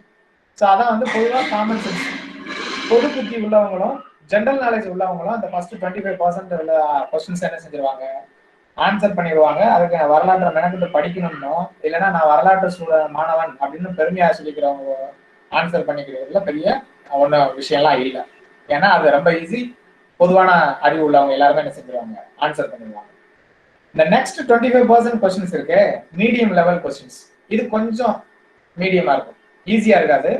யாரெல்லாம் வரலாறு படிக்கிறாங்களோ அவங்களால மட்டும்தான் இந்த கொஸ்டின் என்ன செய்ய முடியும், ஆன்சர் பண்ண முடியும். மற்றவங்களால வந்து டயலமா தான், இதுவா அதுவான்னு தெரியாது, டவுட் தான் வரும். அப்ப அந்த state board books, NCERT books படிக்கிறவங்களால என்ன செய்ய முடியும், அந்த 25% தான் என்ன செய்ய முடியும், ஆன்சர் பண்ண முடியும். அப்போ முதல்ல இருக்கிற 25% எப்படி அப்படின்னு கேட்டா, state board books NCERT books படிக்கிறவங்களுக்கு அந்த 25% ஏற்கனவே தெரியும். ஏன்னா நான் ஹிஸ்டரி ஸ்டூடெண்ட்ஸுக்கு அது தெரியும் சொல்லும்போது ஹிஸ்டரி ஸ்டூடெண்ட்ஸுக்கு தெரியாதா? அதனால அந்த 25 கொஸ்டின்ஸும் தெரியும், 25% கொஸ்டின்ஸும் தெரியும். மீடியம் லெவல்ல இருக்கக்கூடிய 25% கொஸ்டின்ஸும் அவங்களால என்ன செய்ய முடியும், ஆன்சர் பண்ண முடியும். அப்புறம் ரிமைனிங் ஆனா அந்த செகண்ட் ஹாஃப் இருக்கு, அடுத்த 25% ஹார்டா இருக்கும். இந்த கொஸ்டின்ஸ்லாம் அந்த கொஸ்டின் எழுதிட்டு வரவங்க சொல்லுவாங்கல்ல, கொஸ்டின் கொஞ்சம் டஃபா தான் இருந்துச்சு அப்படின்னு சொல்லிட்டு, கொஞ்சம் டஃபா தான் இருந்துச்சுன்னு சொல்லுவாங்க. அந்த மாதிரி டஃபா இருந்துச்சுன்னா அந்த மாதிரி கொஸ்டின்ஸ் ஆன்சர் பண்றதா இருந்தா நான் அந்த ப்ரீவியஸ் ஸ்லைட்ல கொடுத்தேன் அந்த ஸ்டாண்டர்ட் ஹிஸ்டாரியன்ஸோட புக், அந்த புக்ஸை ரீட் பண்ணா தான் இந்த கொஸ்டின்ஸ்க்குலாம் ஆன்சர் பண்ண முடியும். இல்லைன்னா அந்த கலெக்டட் வால்யூம்ஸை தரவா என்ன செஞ்சிருக்கணும், ஒர்க் அவுட் பண்ணி பார்த்துருக்கணும். அவங்களாலதான் இந்த 25% என்ன செய்ய முடியும், ஆன்சர் பண்ண முடியும். அப்ப அந்த ரிமைனிங் 25% அப்படின்னா என்ன, எப்படி இருக்கும் அப்படின்னு கேட்டா வெரி ஹார்ட், ரொம்ப டஃப் அப்படின்னு சொல்லுவாங்க. அந்த ரொம்ப டஃப்னு எப்பெல்லாம் மேக்சிமம் கேண்டிடேட்ஸ் எக்ஸாம் எழுதிட்டு வரும்போது சொல்றாங்களோ அந்த வருஷம் கட் ஆஃப் குறைஞ்சிரும். ஏன்னா நிறைய பேர் மார்க் கம்மியா தான் எடுத்திருப்பாங்க, கட் ஆஃப் என்ன செய்யும், குறைஞ்சிரும். அப்ப இந்த லாஸ்ட் 25% கொஸ்டின் அட்டன் பண்றது நம்ம என்ன டேலண்டடா இருக்கணும்னு சொன்னா சப்ஜெக்டை நல்லா அனலைஸ் பண்ணி படிக்க கற்றுக்கணும். ஒரு ஹிஸ்டாரியன் என்ன மாதிரி ஹிஸ்டரியை சொல்றாங்க, அதுல சொல்ல வரக்கூடிய விஷயங்கள் என்ன, அதுல இருக்கக்கூடிய ஐடியாஸ் என்ன, அதுல என்ன கான்செப்ட் இன்ட்ரடியூஸ் பண்ணியிருக்காங்க, இதன் மூலமா நம்ம அடுத்த ஜெனரேஷனுக்கு அவங்க தெரியப்படுத்தக்கூடிய கருத்து என்ன, இந்த மாதிரியா விஷயங்களை ஃப்ரெண்ட்ஸோட டிஸ்கஸ் பண்ணி நீங்க அது மூலமா தெரிஞ்சுக்கிறது மூலமா தான் என்ன செய்ய முடியும், ஒவ்வொருத்தவங்களுடைய அந்த திங்கிங் லெவல் இருக்கு, அதையும் அடிப்படையா வச்சுதான் இந்த ரிமைனிங் 25% கொஸ்டின் என்ன செய்ய முடியும், அட்டன் பண்ண முடியும். ஸோ ஒரு காம்படிட்டிவ் எக்ஸாமினேஷன் கொஸ்டின் எடுத்துக்கிட்டோம்னு சொன்னா அதுல இந்த மாதிரியான 4 செக்ஷன்ஸ் இருக்கும். நீங்க கொஸ்டின்ஸ் எடுத்து கம்ப்ளீட்டா ஸ்டடி பண்ணி பாருங்க. இந்த மாதிரியா இல்லை அப்படின்னு சொன்னா அது ஒரு ஸ்டாண்டர்டான கொஸ்டினே கிடையாது. மேக்சிமம், சரியா, நான் 100% சொல்லல, மேக்சிமம் கொஸ்டின் பேப்பர்ஸ் இந்த மாதிரி பேஸ் பண்ணி தான் என்ன செஞ்சிருப்பாங்க, எடுத்திருப்பாங்க. ஒருவேளை பாஸ் ஆகிறவங்க ரொம்ப கம்மியாயிட்டாங்க அப்படின்னு சொன்னா இந்த வெரி ஹார்ட் அப்படின்னு இருக்கக்கூடிய அந்த போர்ஷனை குறைச்சிருவாங்க. நிறைய பேர் பாஸ் பண்றாங்க, நிறைய பேர் அப்ளை பண்றாங்க அப்படின்னா அந்த ஈஸிங்கிற போர்ஷனை கம்மி பண்ணிடுவாங்க. ஓகே, ஸோ இதன் அடிப்படையில தான் கொஸ்டின்ஸ் என்ன செய்வாங்க, செட் பண்ணுவாங்க. அப்படி செட் பண்றதை வச்சு நீங்க அதுக்கு என்ன மாதிரியான முக்கியத்துவம் கொடுத்து புக்ஸ் படிச்சா நம்ம கிளியர் பண்ணலாம் அப்படின்னு பாத்தீங்கன்னா நிச்சயமா என்ன செய்ய முடியும், உங்களால எக்ஸாம் கிளியர் பண்ண முடியும். ஸோ ஃபைனலி எல்லாரும் மோட்டிவேட் பண்ற மாதிரியான ஒரு சின்ன விஷயம் தான், if you understand the exam properly and have your systematic plan and ready to give your hard work and always have your own confidence, self-confidence, and definitely you will get success. So all the very best, my dear participants. உங்களுக்கு சொன்ன விஷயங்களை புரிஞ்சிருந்தது அப்படின்னு சொன்னா எடுத்துக்கோங்க. ஏதாவது கேள்விகள் கேட்கணும் அப்படின்னு சொன்னா என்ன செய்யுங்க, கேட்கலாம். Hello sir, good evening sir. வணக்கம், சொல்லுங்க சார். என் பேர் வந்து சூரியராஜன் சார். நான் வந்து நெட் வந்து 2 டைம் எழுதியிருக்கேன் சார். ஃபர்ஸ்ட் டைம் எழுதும்போது வந்து ஃப்ரெஷ் கேண்டிடேட் அப்படின்றதுனால படிக்காம நான் வந்து ஃபர்ஸ்ட் எழுதி பார்த்தேன் சார். செகண்ட் டைம் நான் எழுதும்போது எந்த இடத்துல தப்பு பண்றேன் அப்படின்றத தெரிஞ்சுக்கிட்டேன் சார். இப்போ எனக்கு என்ன டவுட் அப்படின்னாங்க சார், இந்த செக்ஷன் அந்த ரீசன் செக்ஷன் இருக்கு இல்லைங்க சார், 4 சென்டென்ஸ் கொடுத்துட்டு ரீசன் எது செக்ஷன் எது அப்படின்னு சொல்லி கேட்குற இடத்துல நான் சரின்னு போறது தப்பா இருக்குங்க சார். ஆனா வந்து நான் ஏ டிக் பண்ணா பி அப்படிங்கும் போது எப்படி படிக்கணும் அப்படின்ற அந்த டிப்ஸ் மட்டும் கொஞ்சம் கொடுங்க சார். ரீஅரேஞ்ச் தி சென்டென்ஸா இல்ல அசர்ஷன் அண்ட் ரீசனா? Assess and reason sir. Assertion and reason. Okay okay, good. So இப்போ என்ன அப்படின்னு சொன்னா ஒரு காலகட்டத்துக்கு வந்துட்டு கொஸ்டின்ஸோடைய டைப் என்ன செய்வாங்க, கொஞ்சம் அட்வான்ஸ் பண்ணிட்டே போவாங்க.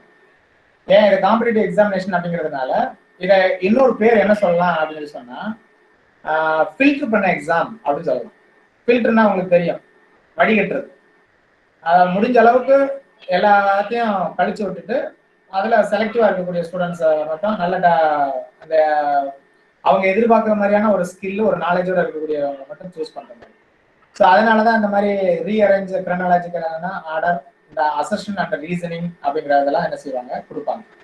ஸோ இந்த பர்டிகுலரா நீங்க கேட்ட டைப் கொஸ்டின்ஸ் ஆன்சர் பண்ணணும்னா நமக்கு என்ன தெரியணும்னு சொன்னா அந்த 4th டைப் சொன்ன வெரி ஹார்ட், அந்த பார்ட்ல நம்ம கொஞ்சம் ஸ்ட்ராங்கா இருக்கணும். அதாவது ஸ்டாண்டர்ட் புக்ஸை நம்ம ரீட் பண்ணி ஒரு நல்ல டிஸ்கஷனுக்கு அப்புறம் தெளிவான புரிதல் இருந்தோம்னு சொன்னா இதெல்லாம் வந்து கொஸ்டின் பேப்பரை நம்ம மாடல் கொஸ்டின் பேப்பர்ல இருக்கக்கூடிய கொஸ்டினை மனப்பாடம் பண்றதுனாலயோ இல்ல அந்த கலெக்டட் வால்யூம் இருக்கு அதுல படிக்கக்கூடிய கேள்வி பதில ஓரளவுக்கு ஞாபகம் வச்சிருக்கிறதுனாலயோ இந்த கொஸ்டினை ஆன்சர் பண்ண முடியாது. அசர்ஷன் அண்ட் ரீசன் இதுக்கு வந்து நல்ல புரிதல் இருந்தா தான் அதை ஆன்சர் பண்ண முடியும். அதற்கு என்ன சொல்றாங்க அப்படின்னு சொன்னா, முதல்ல இருக்கிறது வந்து ஸ்டேட்மெண்ட், ரெண்டாவது இருக்கிறது வந்து ரீசன். அசர்ஷன் அண்ட் ரீசன் அப்படின்னா முதல்ல இருக்கக்கூடிய சென்டென்ஸ் வந்து ஒரு உண்மையை சொல்லும், ரெண்டாவது இருக்கக்கூடிய சென்டென்ஸ் வந்து முதல்ல இருக்கக்கூடிய சென்டென்ஸுக்கு சப்போர்ட்டிவா இருக்கா, அதை சார்ந்து இருக்கா, இல்லைன்னா அதை சாராம இருக்கா அப்படிங்கறதுதான் நம்ம தெரிஞ்சுக்க வேண்டிய உண்மை. அத சார்ந்து இருக்கு, அதுக்கு விளக்கம் சொல்லுது அப்படின்னு சொல்லி சொன்னா அது ஒரு ஆப்ஷன் வரும். ரெண்டுமே தனித்தனியான ஸ்டேட்மெண்ட் கரெக்ட் தான், ஆனா அதை வந்து சரியான விளக்கம் கொடுக்கல அப்படிங்கிற மாதிரி இருக்கும், அது ஒரு ஆப்ஷன். மூணாவது ஆப்ஷன் எப்படி இருக்குன்னா, அசர்ஷன் ரைட் தான் ஆனா ரீசன் தப்பு அப்படின்னு இருக்கும். நாலாவது எப்படி இருக்கும், ரீசன் வந்து கரெக்டா தான் இருக்கு ஆனா அசர்ஷன் வந்து தப்பு அப்படிங்கிற மாதிரி இருக்கும். ஸோ நமக்கு புரிய வேண்டியது என்ன அப்படின்னு சொன்னா, ஃபர்ஸ்ட்ல இருக்கக்கூடிய ஒரு ஸ்டேட்மெண்ட் அடுத்த ரெண்டாவது இருக்கக்கூடிய ஸ்டேட்மெண்ட் வந்து என்ன செய்யணும், அதுக்கு சப்போர்ட் பண்ணணும், அதை எக்ஸ்பிளைன் பண்ணணும். அப்ப அதுக்கு தகுந்த மாதிரி நமக்கு அந்த கொடுத்துருக்கிற ஸ்டேட்மெண்ட் நமக்கு புரிஞ்சிருச்சு அப்படின்னு சொன்னா, நம்ம அதை தொடர்பா படிச்சிருக்கோம் அப்படின்னு சொன்னா அந்த அந்த கேள்விகளுக்கு, அந்த மாதிரியான கேள்விகளுக்கு நம்ம என்ன செய்ய முடியும், ஈஸியா பதில் சொல்லலாம். புரியுதுங்களா? புரியுதுங்க சார். சார் இன்னொரு டவுட், சிலபஸ்ல ஒரு டவுட்டுங்க சார். வந்து இந்த ரீசெண்டா வந்து கொடுத்த யூஜிசி நெட் சிலபஸ்ல வேர்ல்ட் ஹிஸ்டரியே எடுத்துட்டாங்களே, அது ஏன்னு தெரிஞ்சுக்கலாமாங்க சார்? வேர்ல்டு ஹிஸ்டரி வந்து ஏன்னா தமிழ்நாடு ஹிஸ்டரி அது அப்போ 1950, 1970, 1980 இந்த வாக்குல எல்லாம் வந்து நம்ம இந்திய வரலாறு ஓரளவுக்கு கொஞ்சமா தான் இருந்துச்சு. இப்போ வந்து இந்திய வரலாறு வந்து நம்மளால ஒருத்தரால படிக்க முடியுமான்னு கேட்டா படிக்க முடியாத அளவுக்கு நிறைய விரிவா போயிட்டு இருக்கு. இதுல வந்து நமக்கு ஒவ்வொரு ரீஜனையும் கான்சன்ட்ரேட் பண்ண வேண்டிய ஒரு விஷயமா இருக்கு. தமிழ்நாடு ஹிஸ்டரி இருக்கு, அப்போ நெட் எக்ஸாம் சொன்னா அவங்க ஒரு ரீஜனையும் கான்சன்ட்ரேட் பண்ணுவாங்க. சவுத் இந்தியாவுக்கு கொடுப்பாங்க, ஈஸ்டர்ன் இந்தியாவுக்கு, வெஸ்டர்ன் இந்தியாவுக்கு, நார்த் இந்தியாவுக்கு இம்பார்ட்டன்ஸ் கொடுப்பாங்க. ஸோ இப்படி எல்லா ரீஜனுக்கும் இம்பார்ட்டன்ஸ் கொடுத்து நமக்கு கொஸ்டின்ஸ் வரணும்னு நினைக்கும் போது இதை வேர்ல்டு ஹிஸ்டரிக்கு முக்கியத்துவம் கொடுத்தா இந்த ஏரியால இருந்தெல்லாம் கொஸ்டின்ஸ் கேட்க முடியாத சூழ்நிலை வந்தால் வரும். அது மட்டும் இல்லாம வேர்ல்டு ஹிஸ்டரி ரொம்ப ப்ராடா போயிட்டு இருக்கிறதுனால ரொம்ப பெரிய சிலபஸ் வச்சு ஒரு ஸ்டூடெண்ட்டை பாஸ் பண்ணணும்னு சொல்லும்போது என்ன செய்யும், எல்லாத்துக்கும் ரொம்ப டஃபா இருக்கும். அதுக்காக கூட குறைச்சிருக்கலாம். ஏன்னா யூபிஎஸ்சி எக்ஸாமினேஷனுக்கும் என்ன செஞ்சிருக்காங்க, இந்தியன் ஹிஸ்டரி தான் வச்சிருக்காங்க. நான் கூட நம்ம பேசிட்டு இருக்கிற நேரத்துல சொன்னேன், அது இந்தியன் ஹிஸ்டரி தான். ஆனா நெட்டுக்கும் செட்டுக்கும் தான் என்னன்னு வச்சிருக்காங்க, ஹிஸ்டரி அப்படின்னு வச்சிருக்காங்க. ஸோ ஈவன் என்ன நம்ம ஸ்டேட் போர்டு எக்ஸாமுக்கும் என்ன செய்வாங்க, அதே மாதிரி சிலபஸ்ல ஒரு சில நேரம் இருக்கலாம், கொஸ்டின்ஸ் அதை ஒமிட் பண்ணிடுவாங்க, அதுல இருந்து கேட்க மாட்டாங்க. அப்புறம் நிறைய ஹிஸ்டாரியன்ஸ் சஜஷன்ஸ் கொடுக்குறாங்கன்னு சொன்னா கம்ப்ளீட்டாவே அந்த ஏரியாவை சிலபஸ்ல இருந்து என்ன செஞ்சிருவாங்க, ரிமூவ் பண்ணிடுவாங்க. அதனால நீங்க எல்லாரும் ரொம்ப கவனமா இருக்க வேண்டியது என்னன்னு சொன்னா, டிஎன் செட்டோட சிலபஸ், அதான் நெட்டு சிலபஸ் இருக்கு, அதனுடைய லேட்டஸ்ட் அப்டேட்டட் வெர்ஷனை எடுத்து வச்சுக்கணும், அதான் நல்லது. சிலபஸ் சொல்லிட்டு ஏதாவது ரொம்ப பழைய சிலபஸ் எடுத்து நம்ம ப்ரிப்பேர் பண்ணக்கூடாது, அங்கேயே நம்ம மிஸ்டேக் பண்ணிக்கணும். அதனாலதான் நான் சொன்னேன், அஃபிஷியல் வெப்சைட்ல அப்டேட்டடா இந்த எக்ஸாமுக்கு என்ன சிலபஸ் கொடுத்துருக்காங்கன்னு பார்க்கணும். ஏன்னா நீங்க சொன்னது மாதிரி பழைய சிலபஸ்ல வேர்ல்டு ஹிஸ்டரி இருக்கும், புது சிலபஸ்ல அதை ஒமிட் பண்ணியிருப்பாங்க. நாம பழைய சிலபஸ் எடுத்து படிச்சோம்னு சொன்னா வேர்ல்டு ஹிஸ்டரி படிக்கிறதுக்காக 5 நாள் 10 நாள் ஒதுக்குவோம், அது வேஸ்ட். அதுக்காக தான் அந்த அப்டேட்டட் சிலபஸை என்ன செய்யணும், எடுத்துக்கணும்னு சொல்றேன். ஸோ இந்த வாஸ்ட்னஸ் ஆஃப் த சப்ஜெக்ட் இருக்கு, இந்தியன் ஹிஸ்டரி ரொம்ப பெருசு, அதனால கூட என்ன செஞ்சிருக்கலாம், வேர்ல்டு ஹிஸ்டரி விட்டுருக்கலாம். ரொம்ப தேங்க்ஸ் சார், ரொம்ப யூஸ்ஃபுல்லா இருந்த சப்ஜெக்ட். ரொம்ப okay sir. Good evening sir. வணக்கம், சொல்லுங்க. குமார் சார், இங்கிலீஷ் மேஜர் எனக்கு. இப்போ எனக்கு வந்து உங்கள்கிட்ட மெட்டீரியல் இது கிடைக்குமா சார் படிக்கிறதுக்கு? ஏதாவது இப்போ நான் சொன்ன மெட்டீரியல் எல்லாமே ஈஸியா அவங்களுக்கு அவங்க வீட்டுல தங்கச்சி அக்கா தம்பி யாராச்சும் ஸ்கூல் படிச்சுட்டு இருந்தாங்கன்னா அந்த புக் ஈஸியா கலெக்ட் பண்ணிக்கலாமே, பேசிக்ஸ்க்கு அதை கலெக்ட் பண்ணிக்கலாம். Apart from those things sir, அது இல்லாம வேற ஏதாச்சும் நாங்க படிக்க வேண்டியது இருக்குங்களா? இல்ல அந்த புக் இப்போ என்னன்னா எங்களுக்கு ஓன் புக்ஸ் நாங்க அதை மெயின்டைன் பண்றது இல்ல. பொதுவா வந்து இப்போ நான் காலேஜ்ல ஒர்க் பண்றேங்கிறதுனால எங்களுக்கு தேவையான புக்ஸ் டிபார்ட்மெண்ட் லைப்ரரியிலயும் காலேஜ் லைப்ரரியில இருக்கும். நாங்க அங்க இருந்து புக்ஸ் பாரோ பண்ணி ரெஃபர் பண்ணி கிளாஸ் எடுத்துப்போம். ஸோ அதனால ஓன் புக்ஸ் நாங்க எதுவும் மெயின்டைன் பண்றது இல்ல. நான் சொன்ன புக்ஸ் உங்களுக்கு ஈஸியா அவைலபிள் இருக்கும். நீங்க உங்க லோக்கல்ல எந்த டிஸ்ட்ரிக்டோ டிஸ்ட்ரிக்ட் லைப்ரரி போனீங்கன்னா அங்க வந்து அந்த புக் அவைலபிள் இருக்கும். அப்படி இல்ல நான் அந்த எக்ஸாமுக்காக வந்து ஒரு என்ன செய்யறாங்க, ஒரு 1000 rupees ஸ்பெண்ட் பண்றதுக்கு ரெடியா தான் இருக்கேன் அப்படின்னு சொன்னா, இந்த எல்லா புக்ஸுமே சேர்ந்து உங்களுக்கு என்ன செய்யும் அப்படின்னு சொன்னா 1000க்குள்ள தான் வரும்.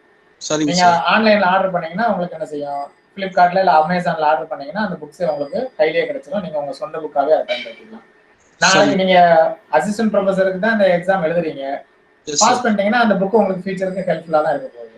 அதனால அந்த மெத்தடை ஃபாலோ பண்ணுங்க.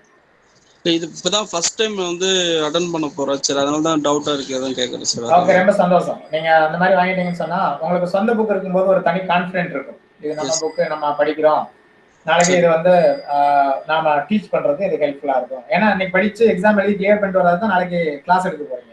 சரிங்க சார். அதனால உங்களுக்கு அது லைஃப் லாங் ஹெல்ப்ஃபுல்லா இருக்கும். இதை தாண்டி நீங்க டிஎன்பிஎஸ்சிக்கோ யூபிஎஸ்சிக்கோ ப்ரிப்பேர் பண்ணீங்கன்னா அதுக்கு இந்த புக்ஸ் தான் ஹெல்ப் பண்ண போகுது. அதனால நீங்க வாங்கிக்கலாம். சார் நீங்க சொன்ன அந்த இன்ஸ்ட்ரக்ஷனை வந்து பிடிஎஃப் அனுப்ப முடியுமா சார் எங்களுக்கு அந்த வாட்ஸ்அப்ல கொஞ்சம் வந்து? நான் மேடம் அனுப்பிடுறேன், நீங்க மேடம் இருந்து வாங்கிக்கோங்க. Thank you sir. Thank you. Okay sir. Sir ரொம்ப நன்றிங்க சார். மேடம் ரொம்ப அதாவது ஒரு ஆற்று நீரோட்டம் போல ஆரம்பிச்சு கடல்ல கொண்டு போய் முடிகிற வரை அதை அப்படியே சரியா கொண்டு போய் சொன்னீங்க சார். ரொம்ப அருமையா இருந்துச்சுங்க சார். நீங்க இந்த டைமிங் ஒவ்வொருத்தருக்கும் ஒவ்வொரு அந்த டைம் போடுறது, இந்த குழு எப்படி 3 நண்பர்கள், அந்த பன்முக பார்வை, எப்படி குறிப்பு எடுத்துக்கணும்னு சொன்னது, இணையதளத்தை எப்படி பயன்படுத்தணும், தேர்ந்தெடுத்த புத்தகங்கள் எப்படி அப்படின்னு ஏகப்பட்ட விஷயங்கள் சார். அருமையா, ரொம்ப அருமையா சொன்னீங்க சார். எவ்வளவு குறிப்புகள் உண்மையாலுமே.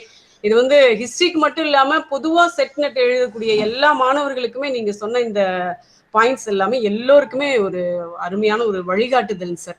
என்னதான் சுடர்விளக்காயினும் தூண்டுகோல் தேவைன்னு சொல்ற மாதிரி, என்னதான் பிரகாசமா எரியிற விளக்கா இருந்தாலும் அதுக்கு ஒரு தூண்டுகோல் மாதிரி ஒரு அற்புதமான ஒரு உங்களுடைய இவ்வளவு நேரம் சார், உங்களுடைய விலை மதிக்க முடியாத இந்த நேரத்தை வந்து எந்த பிரதிபலனும் பாராம இந்த மாணவர்களுக்காக நீங்க செலவிட்டு இருக்கீங்க சார்.